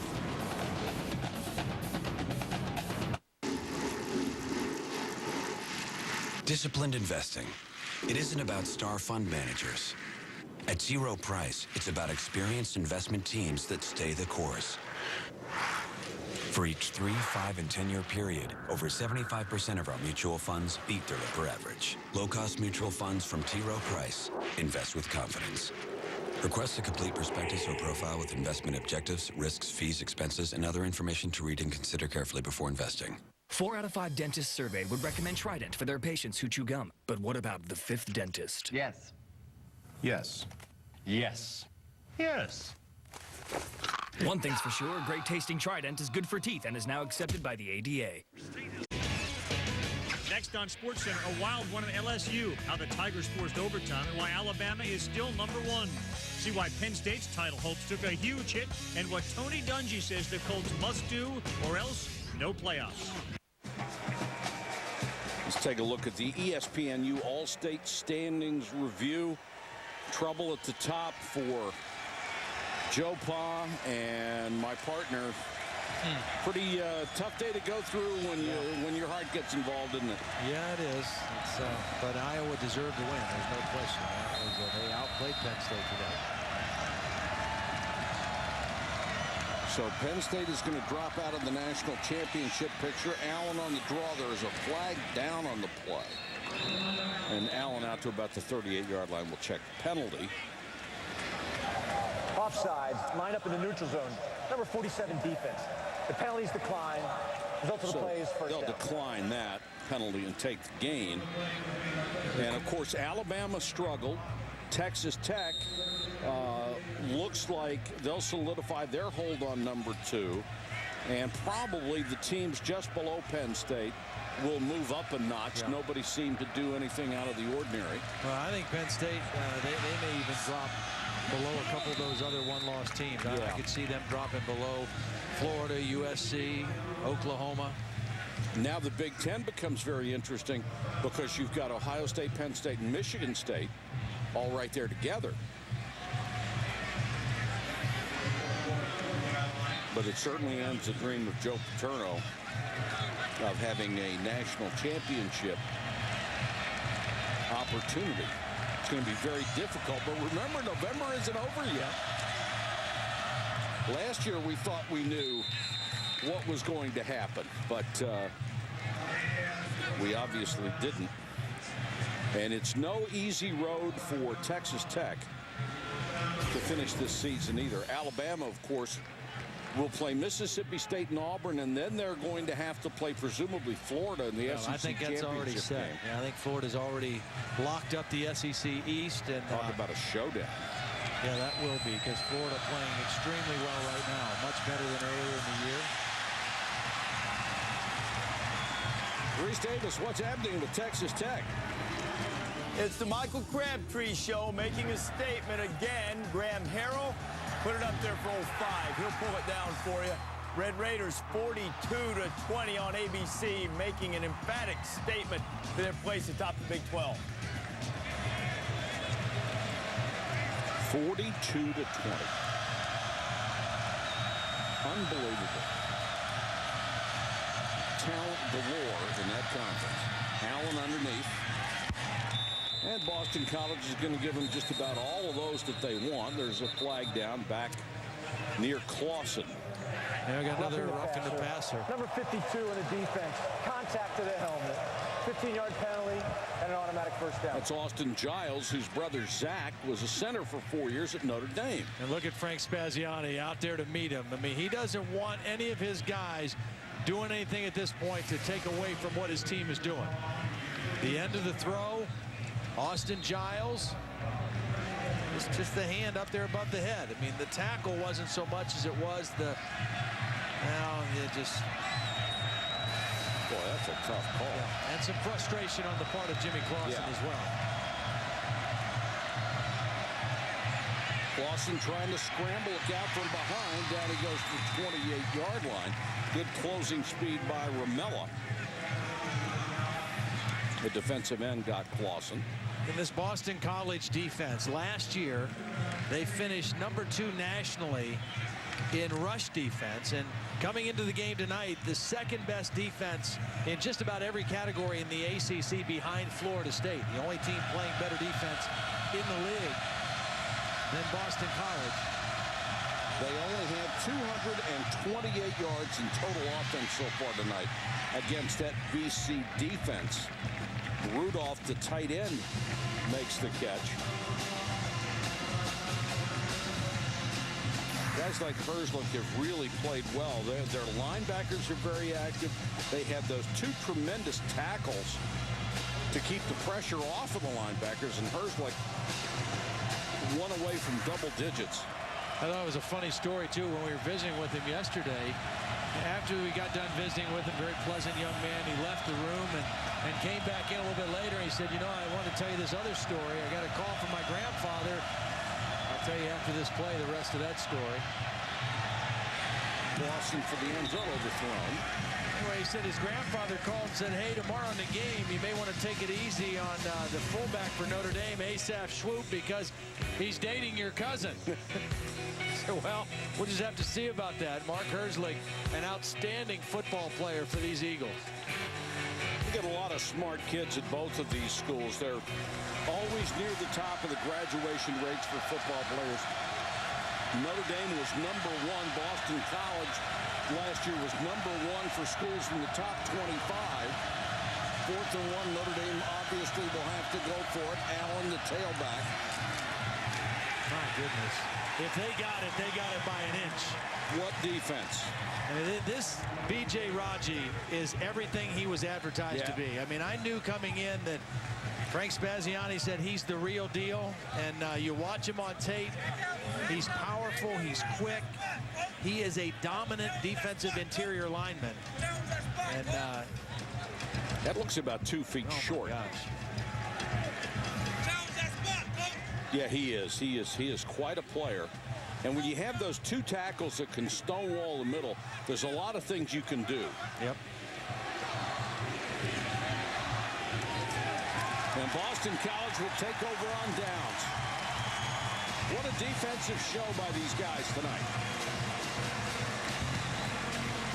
Well, Jeff Jagodzinski said when he got the job last year, the best thing that happened was he was able to convince Frank Spaziani, the coordinator, and Bill McGovern, the linebacker coach, to stay on the staff and keep that defensive continuity. They've done that. What would you do if I sang out of tune? Would you stand up and walk out on me? Lend me your ears and I'll sing you a song, and I'll try not to sing out of key. Oh, I get by with a little help from my friends. Yeah, I'm gonna try with a little help from my friends. Oh, I get by with a little help from my friends, with a little help from my friends.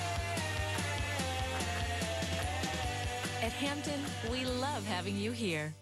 From the producers of The Phenomenal Four comes a righteous MPG machine who knows the streets. It's Outlander from Mitsubishi. High gas prices and boring economy cars. Better watch out, because this hero's backing one lean, mean Myvec 4-cylinder machine. Loaded with technology and room for 7, Outlander's looking for action in style. The 2009 Mitsubishi Outlander. It's one far out CUV.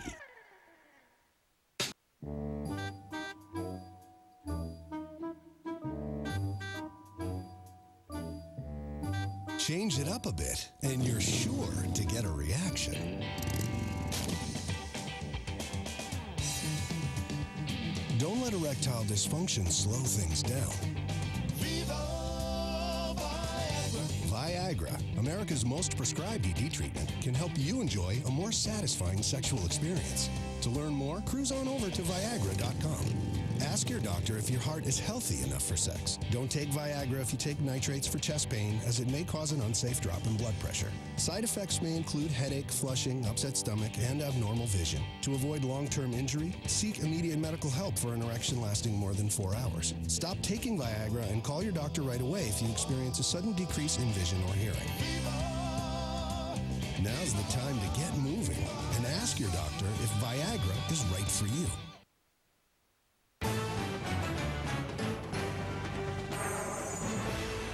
ESPN's College Football Primetime is presented by Hampton Hotels. At Hampton, we love having you here.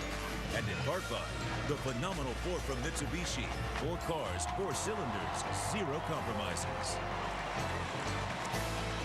Boston College really pumped up about what they have done to the Notre Dame Fighting Irish tonight. 8:08 to go in the ball game. BC takes over on downs, up 17-0, and they'll be working on the clock.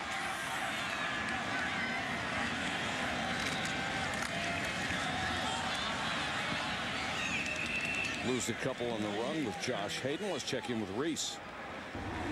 All right, Mike, want to show you how West Virginia and Cincinnati finished up. West Virginia kicked a field goal in overtime. Tony Pike, Kazim Ali, and the Bearcats, who seemingly had blown it, pulled it out of the fire 26-23. It might be Cincinnati and Pitt, the West Virginia's still in it for the Big East. Florida's cruising on ESPN2. USC and Cal in a struggle, 10-3 in the fourth quarter. And by the way, Texas Tech has scored again. It's 49-20. They are good. Yep. I'll tell you what, though, that Brian Kelly at Cincinnati, his name is going to start resurfacing again. A couple big jobs going to be available this year. Already available. Yes, they are. Quarterback keeper for Crane.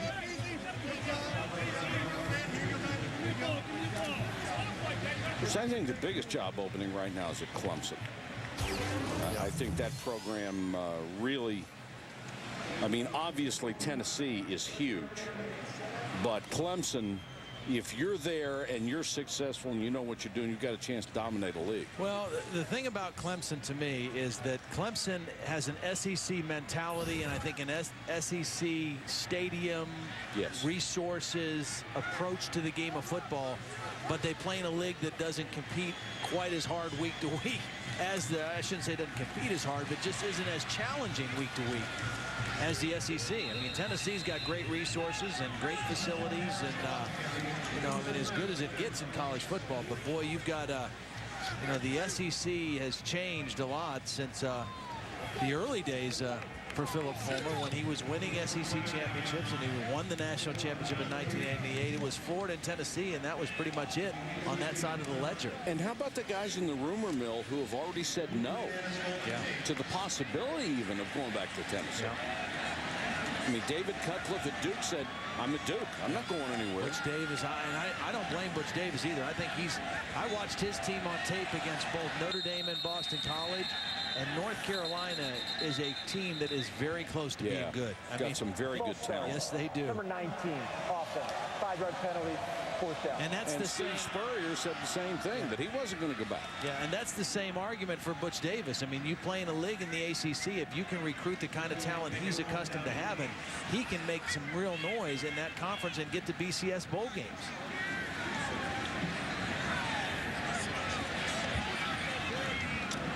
In Notre Dame, you really need a big play out of anybody. Can special teams make one? Quigley's job is just to get it out of there. Here they come, and Quigley did his job. And better than that, hit a boomer. Fair catch made back at the 26-yard line. Here's tonight's Good Hand Flashback presented by Allstate. November 7th, 1998, right here in Chestnut Hill. Notre Dame up by 5 with under 6 minutes to go. BC put themselves into a position for a startling upset, but on 4 tries on the goal line. Mike McLeod couldn't punch it in. D. Cooper stop on 4th and goal would spark Notre Dame's celebration. The 13th ranked Irish escaped with the victory, 31-26. If they escape with a victory tonight, it's going to be Houdini-like, because we're already down to 5:30 and they haven't scored in this game at all. Tate driven out of bounds at the 45-yard line.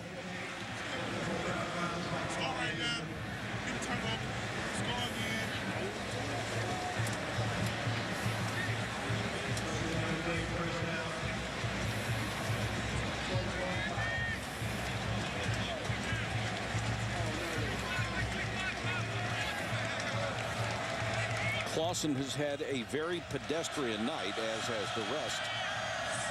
Notre Dame offense. Clausen in trouble. Flag goes down. That's a sack for B.J. Raji. And a penalty marker as well. Holding. Number 78 offense. 10-yard penalty. First down.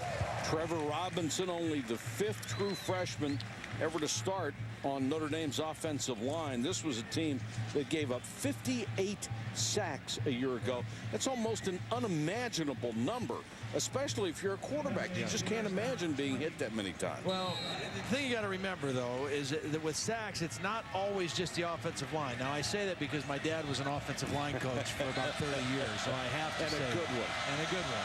But a lot of that is the quarterback not holding the ball too long. But whatever the cause, 58's a lot. And it was an NCAA record. And they're much better this year. But in the case of this game right now, trailing 17-0 with no running game at all, it's very difficult to pass protect. And those were just sacks. That doesn't count the number of times that Jimmy Clausen just got blasted after he got rid of the ball.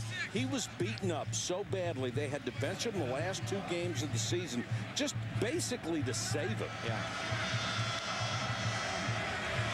When you can't walk to class on Monday, it's time to sit down. Clausen will take off across midfield down to the 48. Well, you are the Heisman expert, sir. You have a vote. How does Harrell look on your list? Well, I think he's at the top of the list right now because what he's doing and what Texas Tech is doing, he's playing at an extremely high level. I mean, all these guys are. I mean, Sam Bradford is playing as well as anybody from the quarterback position, but Graham Harrell and Texas Tech, I mean, what they're doing right now is really, really impressive. And I've got Michael Crabtree on there because he's spectacular. I don't think that he's going to win the Heisman, but he is a spectacular player. And of course, Tim Tebow, he doesn't have near the numbers that he had a year ago. No. But I think maybe he may be a better all-around quarterback. And their football team right now is better than they were a year ago on the offensive side. Robert Hughes got that last carry, which you saw Doug Flutie's jersey. He won the Heisman. 1984. And they put up his statue yesterday outside one of the entrance gates here, immortalized in bronze. And knowing Doug, because one of the things that made Doug the spectacular player that he was he was such a fierce competitor, which I think he is still to this day. Yeah. He plays pickup basketball, whatever. But he only got to play against Notre Dame one time in his career, and he lost that game 19-18 in the 1983 Liberty Bowl. And I'm sure that probably sticks in his craw to this day. He threw for 287 yards and 3 touchdowns, but his team lost by 1 point. Well, he spent all those years in the Canadian League and played so well. He was the MVP up there, I believe, 3 or 4 times. Clausen going deep for the end zone and incomplete. And guess who? Paul Anderson almost got his 3rd pick. More on the statue, Holly Rowe. Well, guys, I kind of took an unofficial survey of some of the fans here tonight, what they thought about the statue, and kind of the common theme was it was a lot bigger than they expected. Now, Doug was a little bit of a diminutive quarterback. He played bigger than life, so that was kind of the consensus here in the stadium. But Doug was really funny yesterday at the ceremony. He said, this is kind of weird. I come around BC all the time. I don't know if I'm going to be able to come around here because it's going to be kind of weird walking by myself.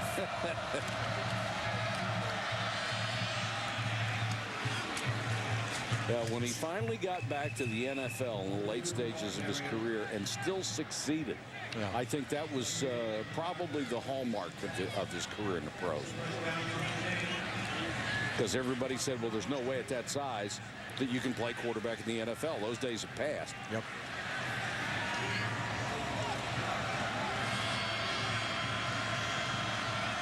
.243 and counting.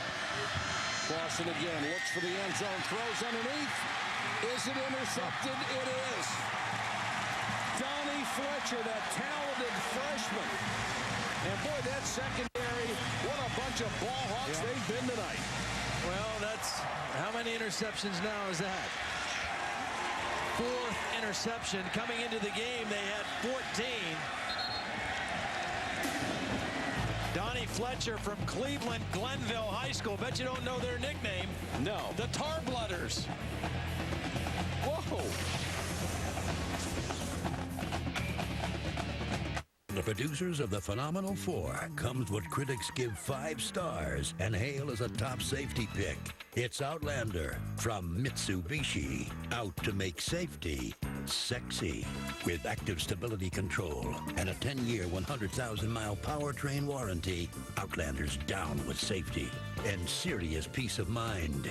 The 2009 Mitsubishi Outlander. It's one righteous MPG machine. Who is Dickey's American Worker of the Year for 2008? Introducing Hale Hughes, an oilfield roughneck from Woodville, Texas. Find out how to honor your favorite worker at Dickeys.com. It's time to get more out of your tires. It's time to get Cooper. Because now during Cooper's National Take the Money and Ride event, you'll not only get unbeatable performance, you'll get a $50 rebate by mail when you buy 4 qualifying Cooper tires. Cooper's Take the Money and Ride event. Get your rebate form and all the details at a participating Cooper dealer or at CooperTire.com. But do it today. The road and your $50 rebate are waiting. So what you gonna get? No, check it out. Don't answer that. I know what we're gonna get. Friday's right portion, right price menu. Hey, I'm talking big flavor here. And just the right amount of food. And it starts at just $5.99. So you'll have enough left over, you can buy those ladies some dessert. VitaPacks from GNC. Designed by our nutritional science team to give you all the vitamins and supplements you need every day in one convenient pack. Pop by GNC and choose the pack that's right for you. GNC. Live well. Behold the sword of Urlacher. That was me, Brian Urlacher. Then I started using Swagger from Old Spice. Who's laughing now? Me.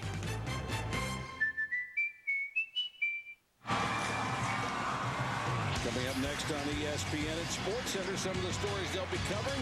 A wild win for Alabama as #1 survives, whose title hopes were crushed. We know at least one, and it's an NFL Week 10 preview. Giants and the Eagles ought to be an interesting game.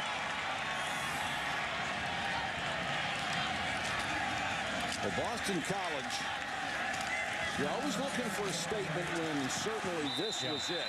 And look at the effort there as they just keep pounding out against Notre Dame. Well, this is a solid football team. I mean, defensively, we knew coming in that was the backbone of their team. They were even better than advertised tonight. And everything is in front of them. I mean, Jeff Jagodzinski told us, I mean, that, you know, we have 3 ACC games left after this. And teams that are ahead of us or right even with us, we're right in the thick of things. It's not an easy road, but at least it is out there for them. Yeah. And they still have a lot to play for, and that's all you can hope for. At this point in the season in November, to still have something to play for, a shot to get to the ACC championship game is a great thing. Montel Harris, a few more. And the ACC is such a jumble. It'll clear up in the next couple of weeks, of course. But Florida State came through with a win today, 4-2. Wake at 4-2. You see Boston College just behind that first wave. They could finish at 5-3, and 5-3 might be good enough to get them in the championship game. And the other division, same thing. 5-3 might be good enough to get you in the championship game. Yeah, nobody is dominant. Right. I mean, you can argue, well, that's parity, or you can say it's mediocrity. I mean, whatever you want to say, but the bottom line is it's competitive. And, you know, to still have a shot at this point is all you ask for. But if you get to a BCS bowl game, you know, the alumni and, you know, the people that cash the check here at Boston College University aren't going to care how you got there. James McCluskey is the player that's down. Speaking of the alumni, this is the kind of game that's very important from that standpoint. I mean, when you have a game of this magnitude playing against Notre Dame, the 2 major Catholic schools that play big-time football, this is huge for them. Absolutely huge. Yeah, it really is. I mean, and I think, quite honestly, that for the Boston College fans, there's probably a little bit of a chip on the shoulder, a little bit of a feeling like we're the little brother. Yeah. And, you know, Notre Dame has probably got the reputation and the bigger following. But, you know, for Boston College, you see the trophy that they're playing for, the Frank Leahy Bowl. You know, this makes 6 in a row. Yeah, little brother is beating up on the big kid. And it evens up the series at 9 apiece. So, I mean, it's been a competitive series. Unfortunately, I think it's going away. They've got 2 more years to play. They will talk about renewing. Yeah. I think they have one. The paperwork hasn't been signed in like 2018, 2019. Tentatively talking about that. Then with the extra game that they have added, so there's a 12-game regular season, there is a chance. Notre Dame is trying to play 3 Big East schools a year. Boston College certainly would have been in that mix had they not gone to the ACC. Right. No, I think it's a pretty cool matchup. I do too. What's interesting about Boston College too, that one of those did you know? I didn't know this until I read it this week. And it looks like they're going to extend this streak, but they have the longest current active win streak against non-conference opponents of anybody in the country. It will go to 21 with this win tonight. The last non-conference game that they lost here was in 2004. They lost to Wake Forest 17-14. At that time, BC was a Big East team, and they lost to the ACC Wake Forest team. But this would be 21 non-conference wins in a row, the best in the nation. And a big win tonight for Jeff Jagodzinski. About as much fun to be around as you can find in college football. Yeah. He's just a super guy. And he'll be celebrating tonight as his Eagles will have pitched a shutout over visiting Notre Dame. This week on Monday Night Football, new head coach Mike Singletary trying to help San Francisco turn it around. They have to face Kurt Warner, Larry Fitzgerald, and the high-powered offense now possessed by the Arizona Cardinals. It's Monday Night Football on ESPN at 8:30. Our coverage starts at 7 Eastern with Monday Night Countdown delivered by UPS. They come to their feet at Alumni Stadium, and Charlie Weiss has to make a long and painful walk to the middle of the field to shake hands with Jeff Jagodzinski. Boston College will go to 6-3. Notre Dame will fall to 5-4. They are still not bowl eligible this year after a 3-9 disaster in 2007.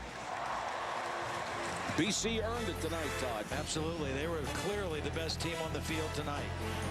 Our final score, Boston College 17, Notre Dame nothing. Coming up next on ESPN, stay tuned for SportsCenter. And for a wrap of this game, catch us on ESPN News in just a few minutes. This has been a presentation of ESPN, the worldwide leader in sports. For Todd Blackledge, Holly Rowe, and our entire ESPN crew, this is Mike Patrick. Good night from Chestnut Hill.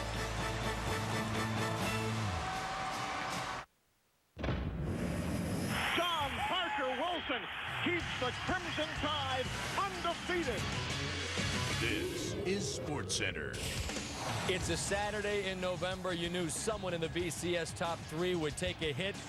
Whose hopes got dashed? And Herbie lays out his top 5. Trying to set up the screen, and it's picked off! Maybe some more BCS shakeups in the top 25. Why November 8th might decide who goes bowling where, and don't miss what might be one of the catches of the year. LeBron versus the #1 pick. Take 2, the King holds court in Cleveland. Can the #1 pick get revenge in the city of CHI? And quarterback concerns. Will Big Ben go? And what Tony Dungy says Peyton Colts must do or no playoffs.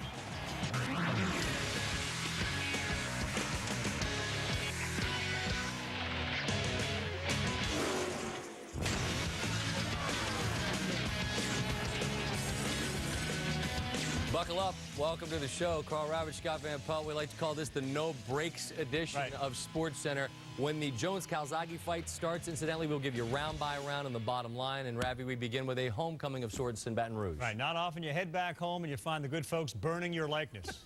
There's warm greetings, and then there's just fire. Yeah, there's that. Huge crowd turned out to see it. They were there watching this. If that doesn't give you the warm fuzzies, I don't know what will. Oh, Nick's still alive, though, today, and here he comes. He last won a national title at LSU in '03. Boo! First quarter, Bengals on the board. LSU 26, Parker Wilson avoiding pressure. Now he's going, now he's throwing. That worked out well. Down to the goal line, reaching for the box, drilled out of bounds goes the ball. Take another look, the ball never crossed the goal line. The play is ruled a touchback for LSU, and Nick Saban, the former LSU coach, not happy. Ensuing drive for LSU, Jarrett Lee. This is one of those bad news, good news things. The bad news is it's picked off. The good news, it's not returned for a touchdown like 5 previously have been against Lee. John Parker Wilson, I'll do it myself. And then he dials up the celly. We've seen this celebration before. 15-yard unsportsmanlike penalty on that. October 26th, Tim Tebow of Florida. He made a call. And on the the 25th of October, no Sean Moreno dialed somebody up. That's because the LSU fans get their numbers, and they call them, they got to change their numbers because all these hardcore Tiger fans get on the blower. But when they were blowing up the hips, look who's catching one on the hip. Demetrius Bird down the sideline. Charlie Scott was once a great three-point shooter for the Celtics. This Charles Scott can run. 14-7, LSU's on top of number 1 Bama. Second quarter, same score, 3rd and 8 for LSU. Lee. Now this is the bad news deal.